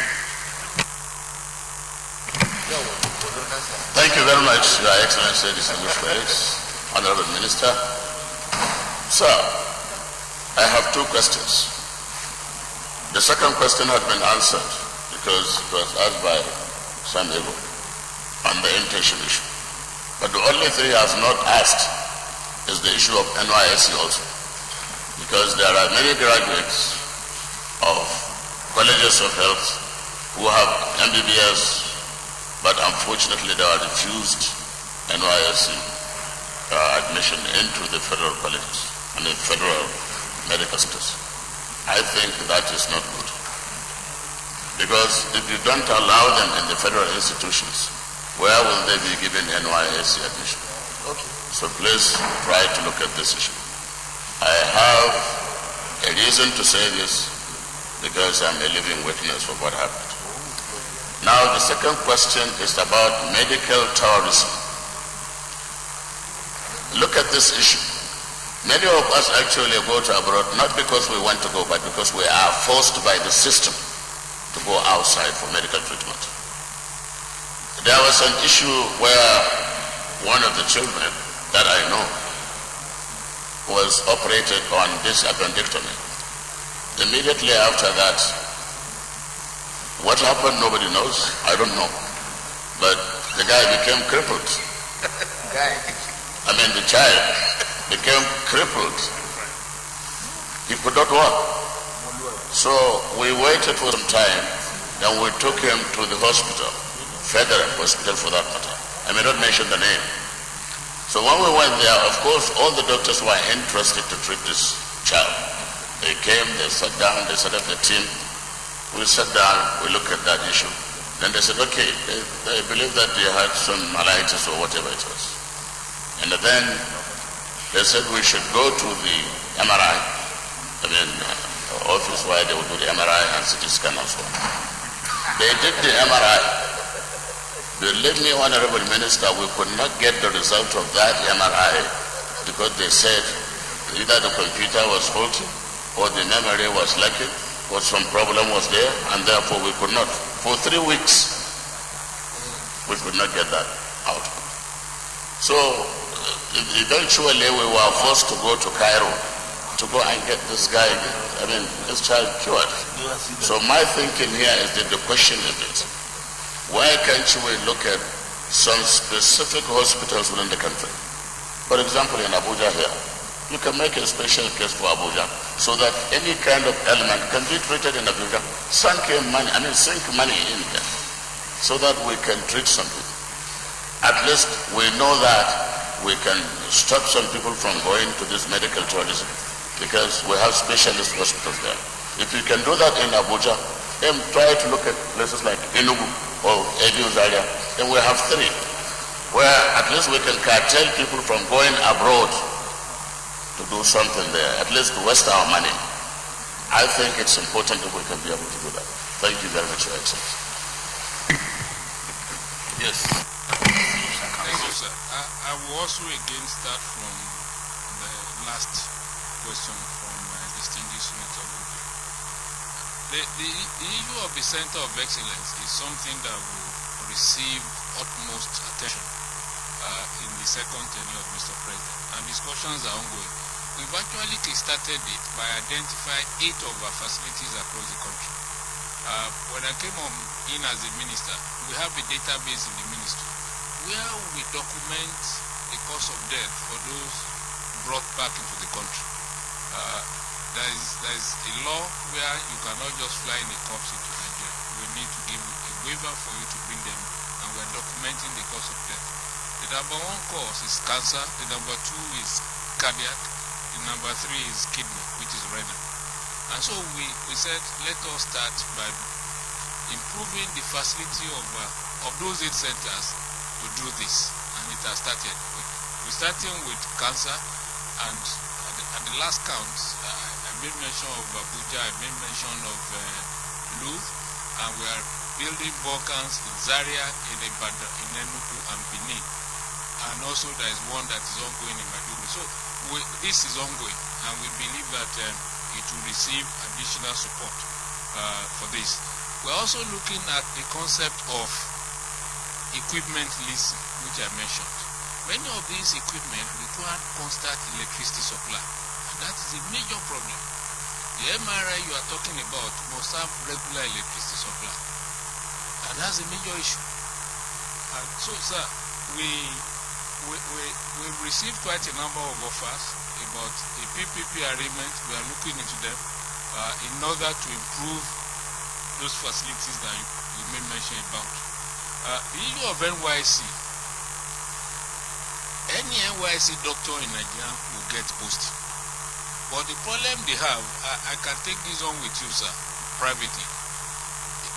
Most of them, as I said, they want Abuja. I've received 2 cases. One even wanted to work with the National Intelligence Agency. And I said, I don't even know they have a hospital. How did the UCOPA get to know of that? Wrote to me to say, please help me. And I said, I can't help you. That's not where you should go. Some want to go to the Villa Medical Center. That's not, they won't land there, I'm sorry to say it. Why do you want to go into those highly rated security centers? So if they are prepared to work among our people, they will get placement. And I will be prepared to help them. But as we improve on the facilities, things will improve. I also did not say that when I said the secondary, the primary, or primary collapse, I was talking about 3-4 years ago. The process of putting life in the PACs is ongoing. So as of the last count, we've done close to 5,000 PACs across the country, working with our partners. And many of the state governors are taking this on. I was in Niger, the governor has done 40 of the PACs in Niger State, which is good. And when we start funding them, they will have more money. Osun is doing 320. Kaduna is doing 225. The FCT minister said, I'm prepared to do 250. So I think it's ongoing, we'll get there. And once all the PACs are working, with respect to what distinguished Senator Adeyeye said, I think the issue of usage will not only just be usage, but those 8 centers I spoke about. And we're also looking at the friends of usage to help put things back in usage. There's also the issue of leadership. And I think we have a new leadership in usage that will put things right. To the question from distinguished Senator Marafa, I want to apologize to you about what has happened to the money. I did confess that I used to run away from you when I see you coming over this matter, because it has to do with what happened in the past. And as a minister, the last thing I want to do is to start investigating the past.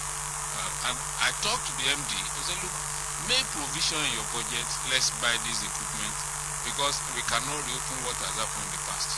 I will not condone it, but it has happened, it has happened. And I want to plead with you, as I've done privately, let us bury this case and make provision so that they can still acquire this equipment.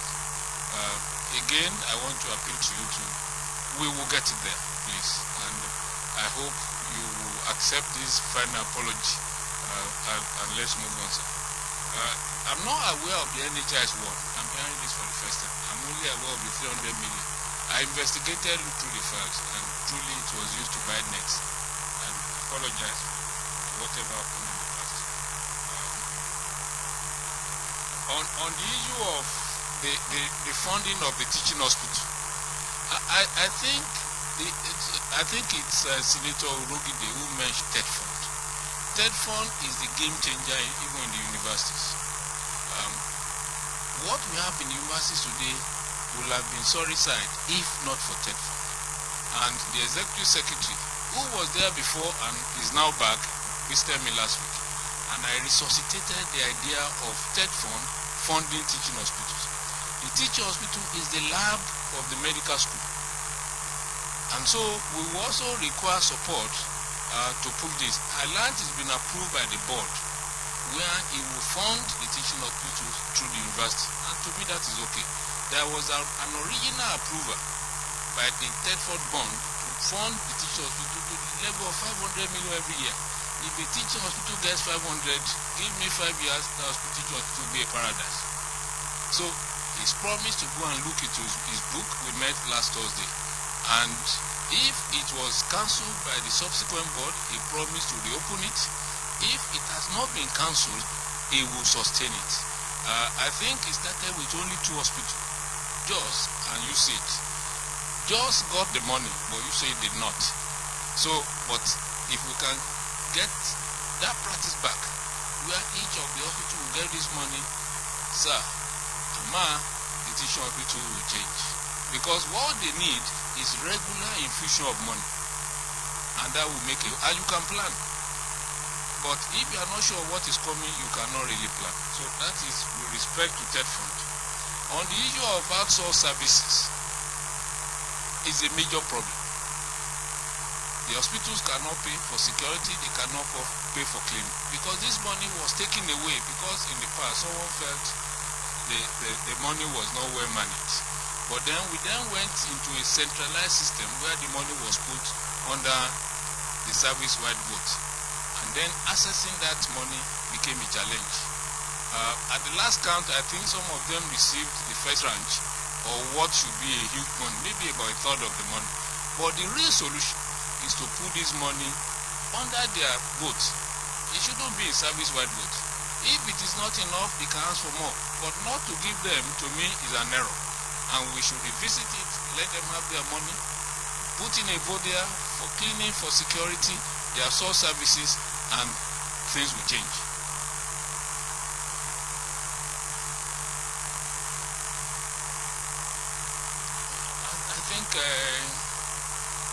I think I'm done, sir. I think you are. Unless anybody's ready, press. Yeah. The Distinguished Honorable Minister, I want to. I didn't know we still have a few, but I'm sure that you have effectively covered the issues of before us. But in closing, I think that there has to be a better way to work with the states, because at the end of the day, our responsibility is healthcare to all Nigerians. I believe that the mechanism by which all states key this basic healthcare provision for must be looked into and see how that can be done. And then also, secondly, also the point of order here.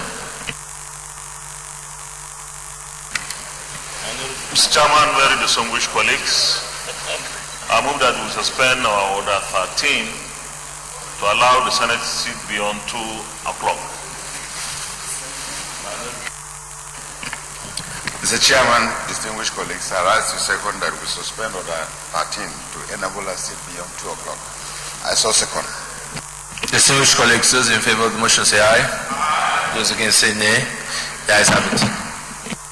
You know, Mr. I was saying that also we must look at the budgetary releases as well. We have talked a lot about primary care being a problem and so increasing the burden on tertiary and care. But that does not run away from the fact that we must look at whether budgetary releases to fund our tertiary institutions are probably being done. And for us to make that a priority for everybody to ensure. You gave a good example of ABU, but I don't know whether that is a reflection of the entire teaching hospitals and all the special hospitals. And we need to look at that and see how we can improve budgetary releases for those hospitals. Clearly it's a concern of all of us, but I am sure if we get the foundation right, the burden will be less on the teaching hospitals and medical centers. But be that as it may, we must ensure that we have adequate releases to these hospitals so that the basic needs are addressed, and then also see how we can work with the states to ensure that they all benefit from the basic healthcare fund. And I'm sure with that also we should be able to pay for some of the resources in providing teachers and doctors at those levels to cater for that. Honourable Minister, on behalf of my colleagues, thank you for coming and standing through the whole period. Normally we only allow service chiefs to stand this long, but you have shown us that being a man from the medical career, you are built with a lot of character and faith. Thank you. Thank you so much.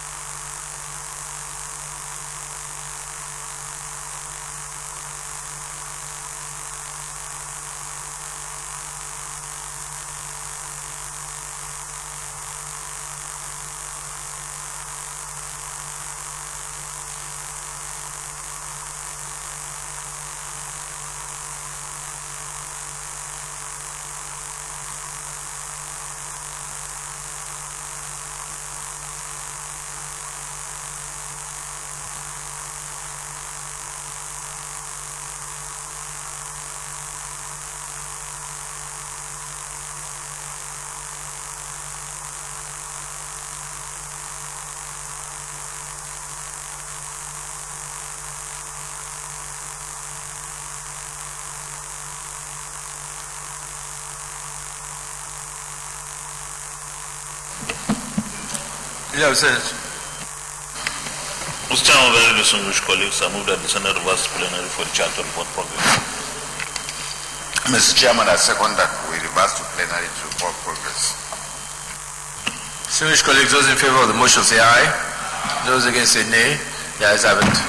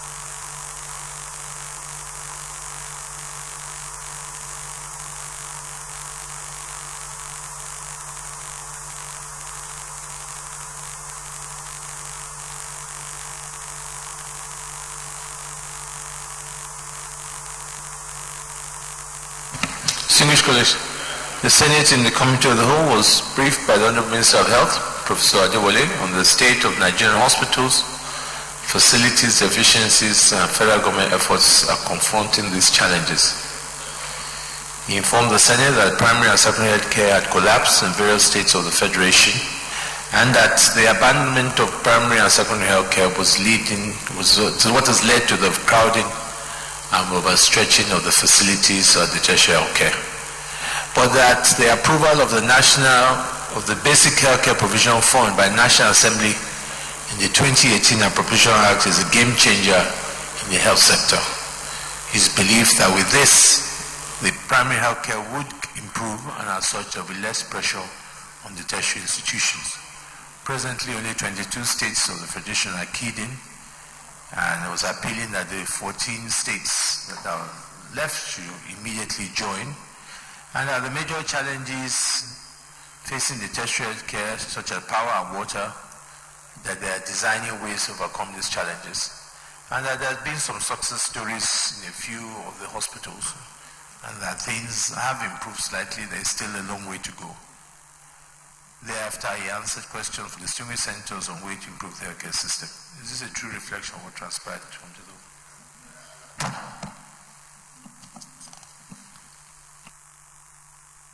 Leader of the Senate. Mr. President, very distinguished colleagues, the second business of the day is the presentation of a House bill standing in my name on the University of Maiduguri Act Amendment Bill 2019. Mr. President, may we invite the Clerk of Senate to read the short title of the bill. Clerk of Senate. Mr. President, distinguished senators, University of Maiduguri Act Amendment Bill 2019, HB 1107, first reading. University of Maiduguri Act Amendment Bill 2019, HB 1107, first reading taken. Clerk, Leader of the Senate.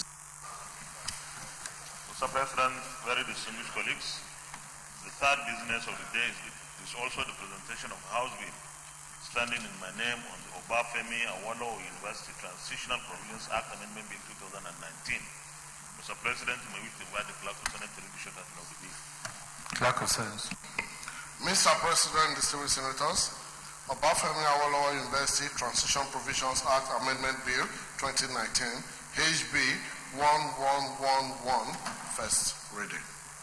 Obafemi Awolowo University Transition Provisions Act Amendment Bill 2019, HB 1111, first reading taken. Leader of the Senate. Mr. President, very respected colleagues, the fourth business of the day is the presentation of a House bill standing in my name on the Abubakar Tafawa Balewa University Bauchi Act Amendment Bill 2019. Mr. President, may we invite the Clerk of Senate to read the short title of the bill. Clerk of Senate. Mr. President, distinguished senators, Abubakar Tafawa Balewa University Bauchi Act Amendment Bill 2019, HB 1113, first reading. Abubakar Tafawa Balewa University Bauchi Act Amendment Bill 2019, HB 1113, first reading taken. Leader of the Senate. Mr. President, very distinguished colleagues, the fifth business of the day is the presentation of a House bill standing in my name on the Nigeria Road Safety Commission Bill 2019. Mr. President, may we invite the Clerk of Senate to read the short title of the bill. Clerk of Senate. Mr. President, distinguished senators, Nigeria Road Safety Commission Bill 2019, HB 1328, first reading. Nigeria Road Safety Commission Bill 2019, HB 1328, first reading taken. Leader of the Senate. Mr. President, very distinguished colleagues, the first order of the day is the presentation and consideration of the Conference Committee report on the conditions of service for National Assembly staff. Distinguished senators will recall that the Senate and the House passed different versions of the condition of service for National Assembly staff. The Conference Committee of both houses have met and harmonized the differences in accordance with the Senate Standing Order 88. Mr. President, may we invite the distinguished Senator Emmanuel Walker to move the motion for the Senate to consider the conference report. Senator Porker. Mr. President, Senator Porker Emmanuel is my name. I rise to move that the Senate do receive and consider the Conference Committee report on the condition of service for National Assembly staff. I so move, Mr. President. Senator Gwenga Shefa.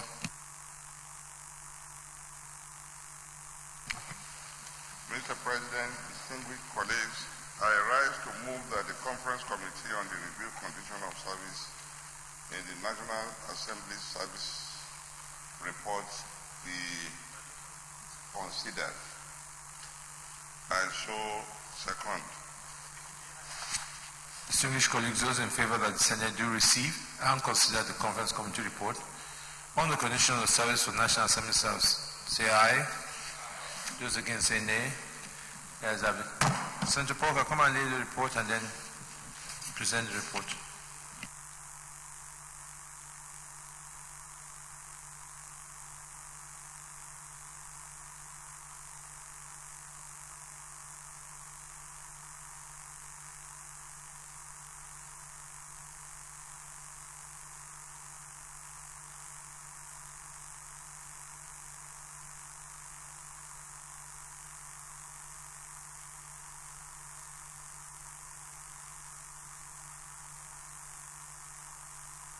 ahead and present. Mr. President, Sindapoke Emmanuel, Bayelsa Central, review condition of service in National Assembly service was passed by the Senate on Tuesday, 11th December 2018, and in the House of Rep on Wednesday, 12th December 2018. However, there are noticeable differences in the two versions as passed by the Senate and the House of Representatives respectively. Consequently, a conference committee was constituted in the Senate on 17 January 2018 and in the House on 20th December 2018 to, among other things, reconcile the areas of differences which appeared essential in 10 parts of the review condition of service in National Assembly service as approved by the two chambers.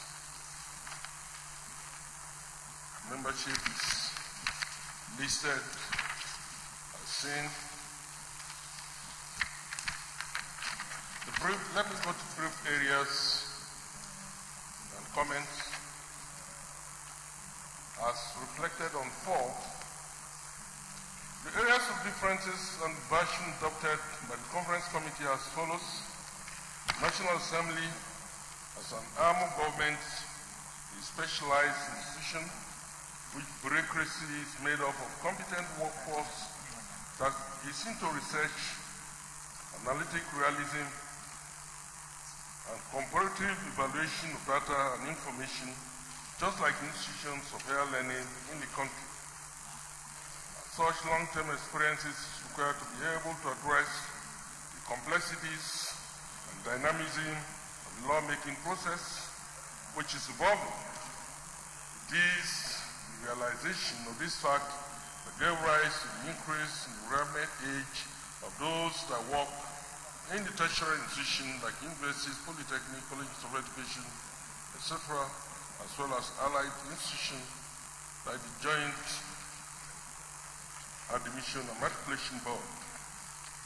Similarly, it has been observed in the National Assembly that by the time the senior staff attain directorate position, many of them become so close to retirement that they are not able to impart the experience and the expertise they acquire on such position to the subordinates, thereby creating permanent crisis of that of well-equipped and experienced workforce down the line. It is therefore imperative for us as legislators to support the review of the retirement age of the staff of the National Assembly to help build a more robust and competent workforce that can retain the right staff capable to deliver at all times. Their support the review.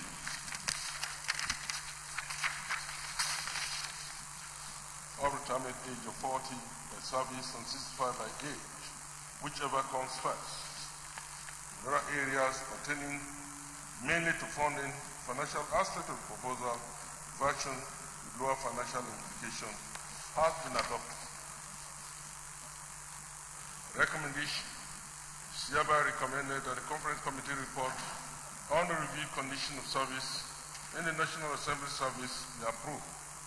I so move, Mr. President, must be added that the House has already considered this conference report and passed. I so move, Mr. President.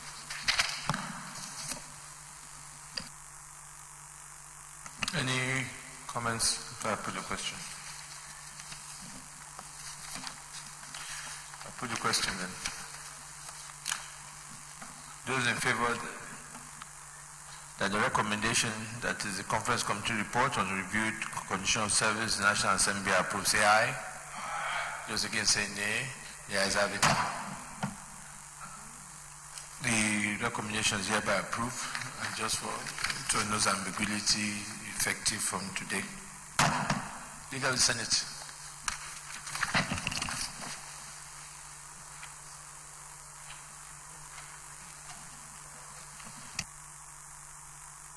Hello. Okay. Mr. President, very distinguished colleagues, I move that we stand down the consideration of the next, the second order of the day, because the chairman of the committee, Senator Francis Alemekana, is not around. We therefore stand it till another legislative day. Mr. President, I rise to second that we stand down the next item for another legislative day. I so second. Distinguished colleagues, those in favor of the motion say aye. Those against say nay. The ayes have it. Leader of the Senate. Mr. President, very distinguished colleagues, the third order of the day is the consideration of the report of the Committee on Establishment and Public Service Matters on the Theatre Arts Professionals Regulatory Council Establishment, etc. Bill 2019. Distinguished senators will recall that the report of the committee was laid on Thursday, 16th May 2019. Mr. President, once again, may wish to invite Senator Emmanuel Porker, Chairman of the committee, to move the motion for the consideration of the report. Senator Porker.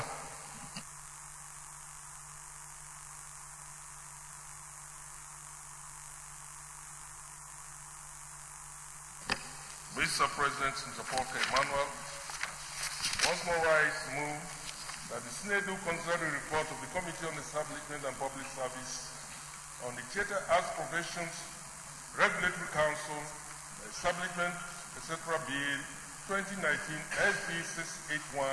I so move, Mr. President. Senator Gobri. Yes, Your Excellency, my name is Senator Ibrahim Wado. I second that the Conference Committee on the Reviewed Condition of Service in the National Assembly Service takes it. I so second. Oh, okay.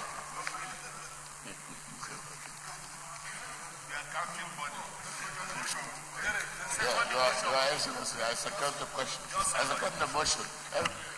Distinguished colleagues, those in favor that the Senate do consider the report of the Committee on Establishment and Public Services on Theatre Arts Professional Regulatory Council Establishment, etc. Bill 2019 SB 681 say aye. Those against say nay. The ayes have it. Senator Porker, kindly present your report.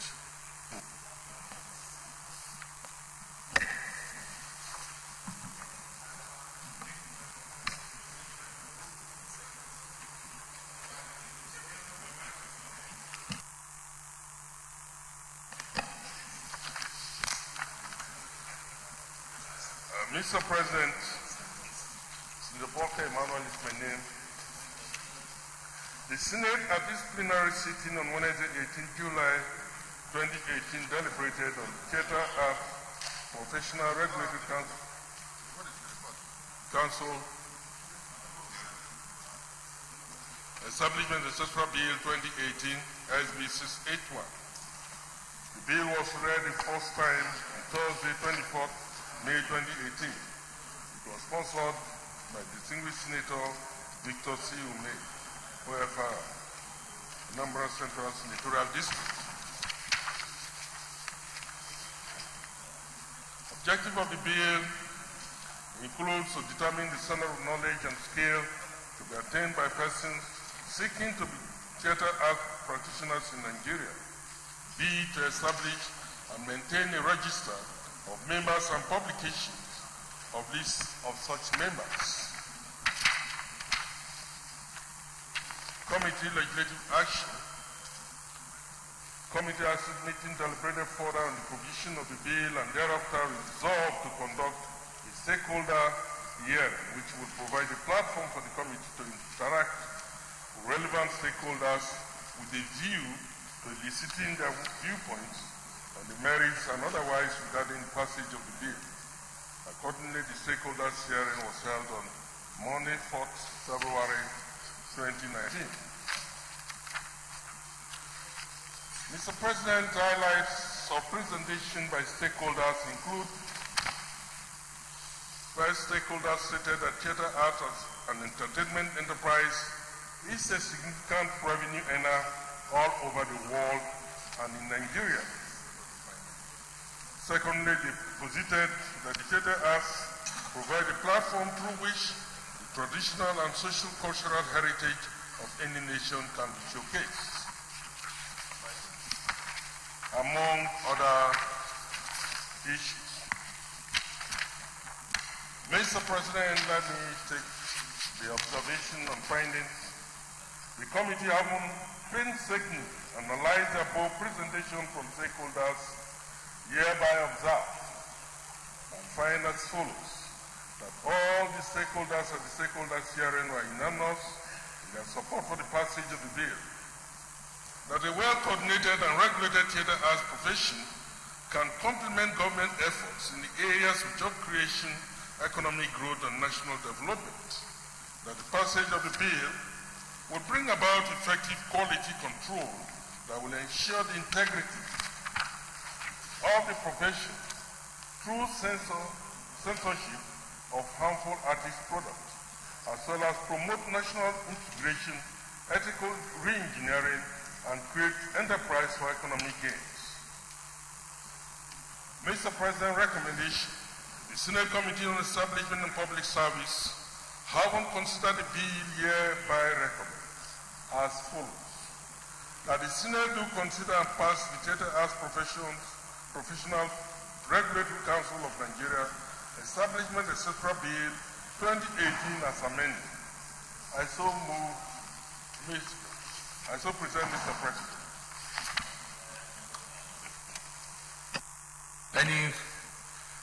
Anybody contributing? Okay, leader of sense. Mr. President, very distinguished colleagues, I move that the Senate resolve in the committee of the want to consider the report clause by clause.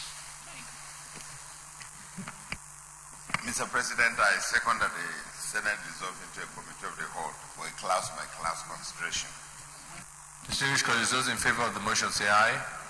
Those against say nay. The ayes have it.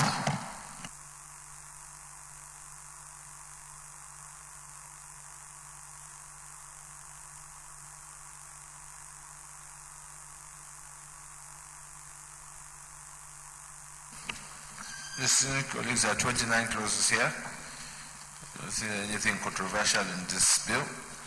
Those in favor of that clause 1 stands part of the bill say aye.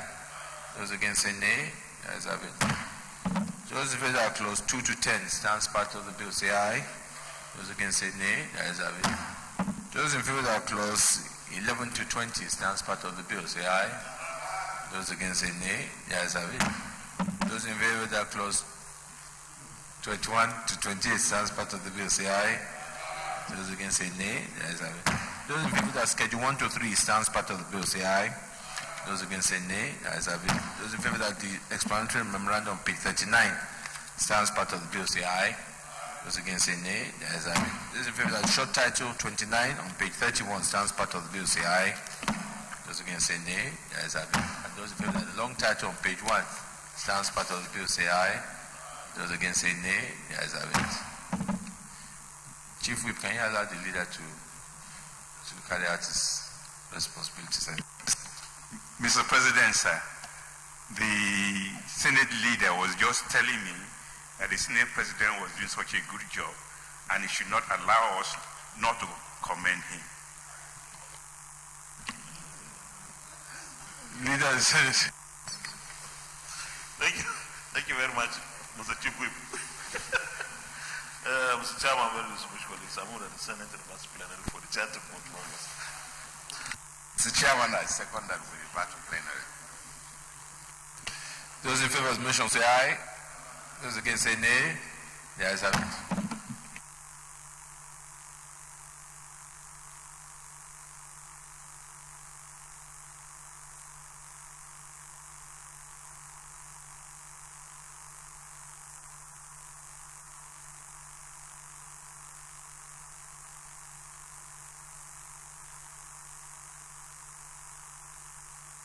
Distinguished colleagues, the Senate and the Committee of the Whole consider the report of the Committee on the Establishment and Public Service on the Theatre Arts Professionals Regulatory Council Establishment Sector Bill 2018 and approved as follows: clause 1 to 28 as recommended, schedule 1 to 3 as recommended, the explanatory memorandum as recommended, short title as recommended, long title as recommended. Is this a true reflection of what transpired in the Committee of the Whole?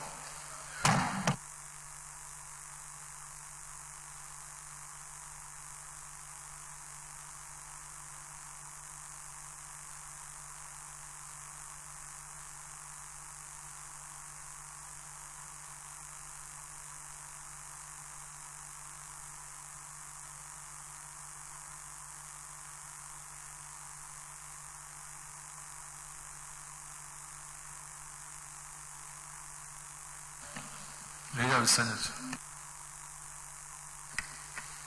Mr. President, very distinguished colleagues, I move that the bill be read the third time. Mr. President, I second the motion. Distinguished colleagues, those in favor that the bill be now read the third time say aye. Those against say nay. The ayes have it. Clerk of Senate. Mr. President, distinguished senators, a bill for an act to establish the Theatre Arts Professionals Regulatory Council to provide for the regulation, training, and registration of the theatre arts professionals in Nigeria and for related matters, 2019, third reading. A bill for an act to establish the Theatre Arts Professionals Regulatory Council to provide for the regulation, training, and registration of the theatre arts professionals in Nigeria and for related matters, 2019 is read the third time and passed. Leader of the Senate. Mr. President, why good? Okay. Mr. President, very distinguished colleagues, the fourth order of the day is the presentation and consideration of the conference report on the Nigerian Postal Services Act Cap N 127 LFN 2004, repeal and reenactment bill 2019. Distinguished senators will recall that the Senate and the House passed different versions of the Nigerian Postal Services Act Cap N 127 LFN 2004, repeal and reenactment bill 2019. The conference committee of both houses have met and harmonized differences in accordance with Senate Standing Order 88. Mr. President, we wish to invite distinguished Senator Gilbert Naji to move the motion for the Senate to consider the conference report. Senator Naji. Thank you, Mr. President. Senator Gilbert Naji, Enugu East. Mr. President, distinguished colleagues, I move that the Senate do consider the conference committee report on the Nigerian Postal Service Act Cap N 127 LFN 2004, Repeal and Reenactment Act Bill 2019, SB 437. I so move. Senator Babajide Mowara.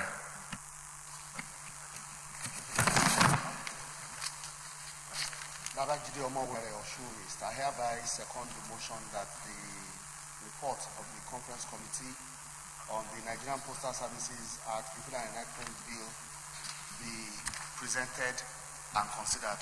I so second.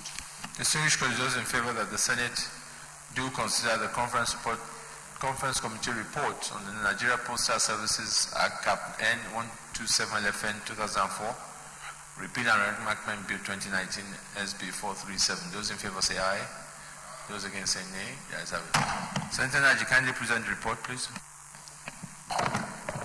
Once more, thank you, Mr. President. Distinguished colleagues, the Nigerian Postal Service Bill was passed by the Senate on Thursday, 19th July 2018, while it was passed by the House of Representatives on Thursday, 11th April 2019. However, differences were noticed in the two versions of the bill as passed by the two chambers. Consequently, a conference committee was constituted by the Senate on Thursday, 9th May 2019, and in the House of Representatives on Tuesday, 16th April 2019, to reconcile the areas of difference observed in the two versions of the bill and make appropriate recommendations for adoption. Let me go to page 2. The conference committee met and deliberated on the two versions of the bill as passed by the two chambers. The committee observed that the version passed by the House of Representatives exhaustively incorporates issues that are acceptable to the majority of stakeholders in the Nigerian postal industry. The version represents a more complete form of various extra resolutions between all the market operators and regulators in order to form a more robust market that is profitable for all players in the industry. As part of the process of further engagement with the stakeholders, new facts and positions emerged, and these have been fully articulated and incorporated in the version of the House of Representatives. After extensive deliberation, The conference committee, in its wisdom, resolved to adopt the House version of the bill. The copies of the bill is attached here for your perusal. Recommendations. The conference committee, having met and harmonized the areas of differences observed in the bill as passed by the two chambers, hereby recommend as follows: that the Senate do consider and approve the conference committee report of the Nigerian Postal Service Bill 2019 as recommended. I so move. Conclusion. On behalf of the committee of the conference, on behalf of the members of the conference committee, we wish to thank both chambers for the opportunity given to us to undertake this important assignment. I so move, Mr. President. Thank you. Distinguished colleagues, no comments. I put the question. Those in favor that the Senate do consider and approve the conference committee report on the Nigerian Postal Services Bill 2019 as recommended, say aye. Those against say nay. The ayes have it. Leader of Senate. Mr. President, very distinguished colleagues, I move that the Senate resolution to committee of the whole to consider the report.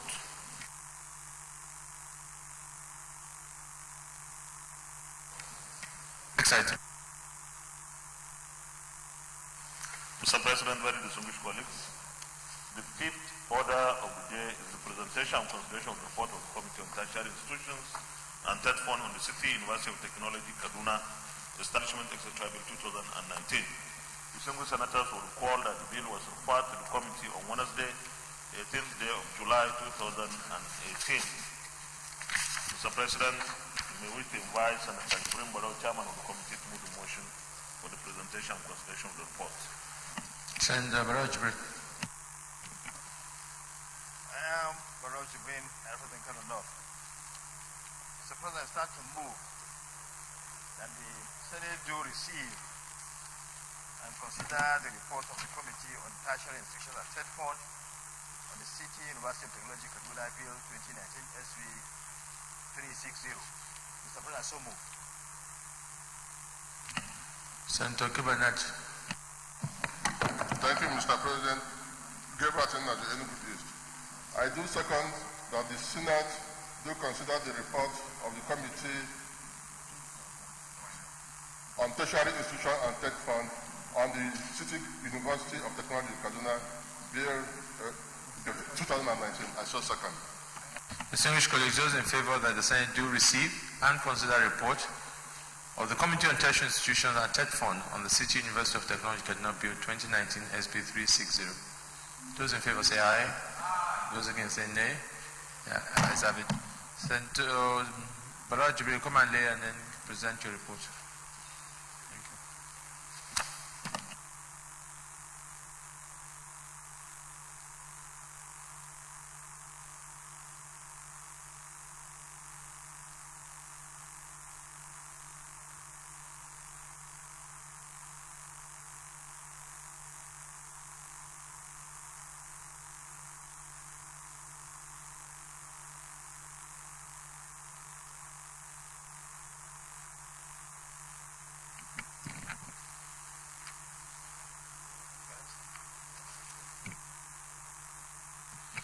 Thank you, Mr. President.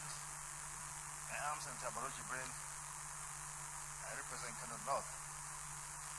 Mr. President, I stand to read the report of the Committee on Tertiary Institution and Third Fund on the bill on an act to establish City University of Technology Kaduna, Bill 2018 SB 360. Introduction. Mr. President, you wish to recall that the Senate at the sitting on Wednesday, 18th day of July 2018, refer the bill sponsored by myself and co-sponsored by Senator Shehu Sani to the Committee for Further Legislative Input. Consequently, the committee held a public hearing on Monday, the 10th day of December 2018 in order to garner the input of stakeholders and the general public. The committee, as well as the participants, agree with the intendments of the bill. participants were all in agreement that upgrading of Kaduna Polytechnic to City University of Technology Kaduna will particularly facilitate more access to quality higher technical education in the country and Kaduna State in particular. Committee findings. Kaduna Polytechnic is currently running degree programs in affiliation with Ahmadu Bello University, ABU Zaria, with a massive enrollment of over 25,000 students on full and part-time basis. Upgrading the institution to a federal university will further provide training for higher level skills in the areas of technical and vocational education. There is no financial implication to this bill. All the operational structures are in place and the university will take off from the existing Kaduna Polytechnic. Hence, Polytechnic has all it takes to build human and material resources to stand as a full-fledged university. The City University of Technology Kaduna bill is divided into 24 sections and contains 3 schedules. Committee's recommendations. The committee comments as follows. 1. Sections 1 to 23 should be retained as in the bill. 2. The long and short titles of the bill should be retained. And 3. The schedules of the bill should also be retained. Conclusion. The committee recommends that the Senate of the Federal Republic of Nigeria to approve the recommendations accordingly. The establishment of the City University of Technology Kaduna will help to create improved technical workforce for the country's economic diversification. The committee wishes to express its profound gratitude to the entire Senate for its usual support. Mr. President, I so submit. Thank you. There are no comments. Leader of Senate.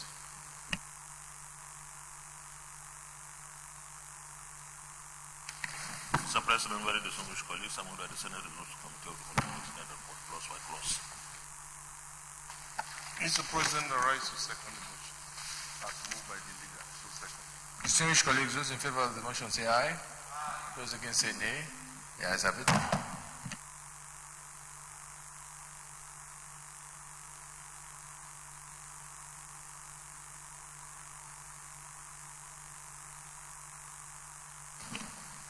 Distinguished colleagues, there are 24 clauses here. There's nothing controversial. I think as if those in favor that clause 1 stands part of the bill say aye. Those against say nay. The ayes have it. Those in favor that clause 2 to 10 stands part of the bill say aye. Those against say nay. The ayes have it. Those in favor that clause 11 to 20 stands part of the bill say aye. Those against say nay. The ayes have it. Those in favor that clause 21 to 23 stands part of the bill say aye. Those against say nay. The ayes have it. Those in favor that schedule 1 to 3 stands part of the bill say aye. Those against say nay. The ayes have it. Those in favor that short title clause 24 stands part of the bill say aye. Those against say nay. The ayes have it. Those in favor that long title page 1 stands part of the bill say aye. Those against say nay. The ayes have it. Leader of the Senate. Gentlemen, very distinguished colleagues, I'm under the chair for progress. Mr. President, I rise to second the motion as moved by the leader. So second. Distinguished colleagues, those in favor of the motion say aye.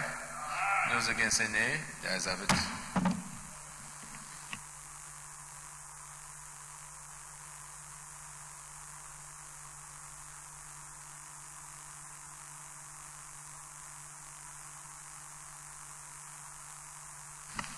Distinguished colleagues, the Senate in the Committee of the Whole considered the report of the Committee on Tertiary Institutions and third fund on the City University of Technology Kaduna Bill 2019 and approved as follows: clauses 1 to 23 as recommended, schedules 1 to 3 as recommended, short title as recommended, long title as recommended. Is this a true reflection of what transpired in the Committee of the Whole? Leader of Mr. President, very distinguished colleagues, I move that the bill be now read in that time. Mr. President, I second that the bill be read a third time. Distinguished colleagues, those in favor that the bill be now read a third time say aye. Those against say nay. The ayes have it. Clerk of the Senate. Mr. President, distinguished senators, the bill for an act to establish the City University of Technology, Kaduna, and for other matters connected therewith, 2019, third reading. A bill for an act to establish the City University of Technology, Kaduna, for other matters connected therewith, 2019, is read the third time and passed. Yes, and Shivasani. Thank you very much, Mr. President, for this grace. On behalf of myself, Senator Abdullahi Adamu, Senator Abdullahi Gubel, Senator Kabir Marafa, Senator Rabi Musa Konkoso, who are products of this institution, now a city university, by the grace and the mercy of this distinguished chamber. We wish to thank the chairman of the committee and all members who have in one way or another contributed to the passage of this bill.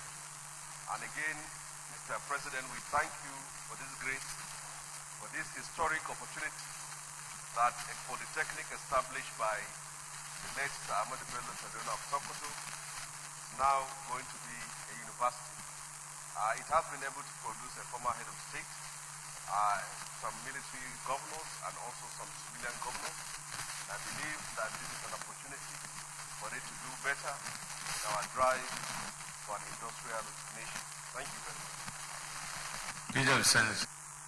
Mr. President, very distinguished colleagues, I move that we stand down the remaining items of the order paper till another legislative day. Mr. President, distinguished colleagues, I rise to second that we stand down the remaining items to another legislative day. I so second. Distinguished colleagues, those in favor of the motion say aye. Those against say nay. The ayes have it. Distinguished colleagues, having completed all the other items on the other paper, I hereby adjourn the Senate to Wednesday, 22nd of May, 2019, 10 a.m. prompt.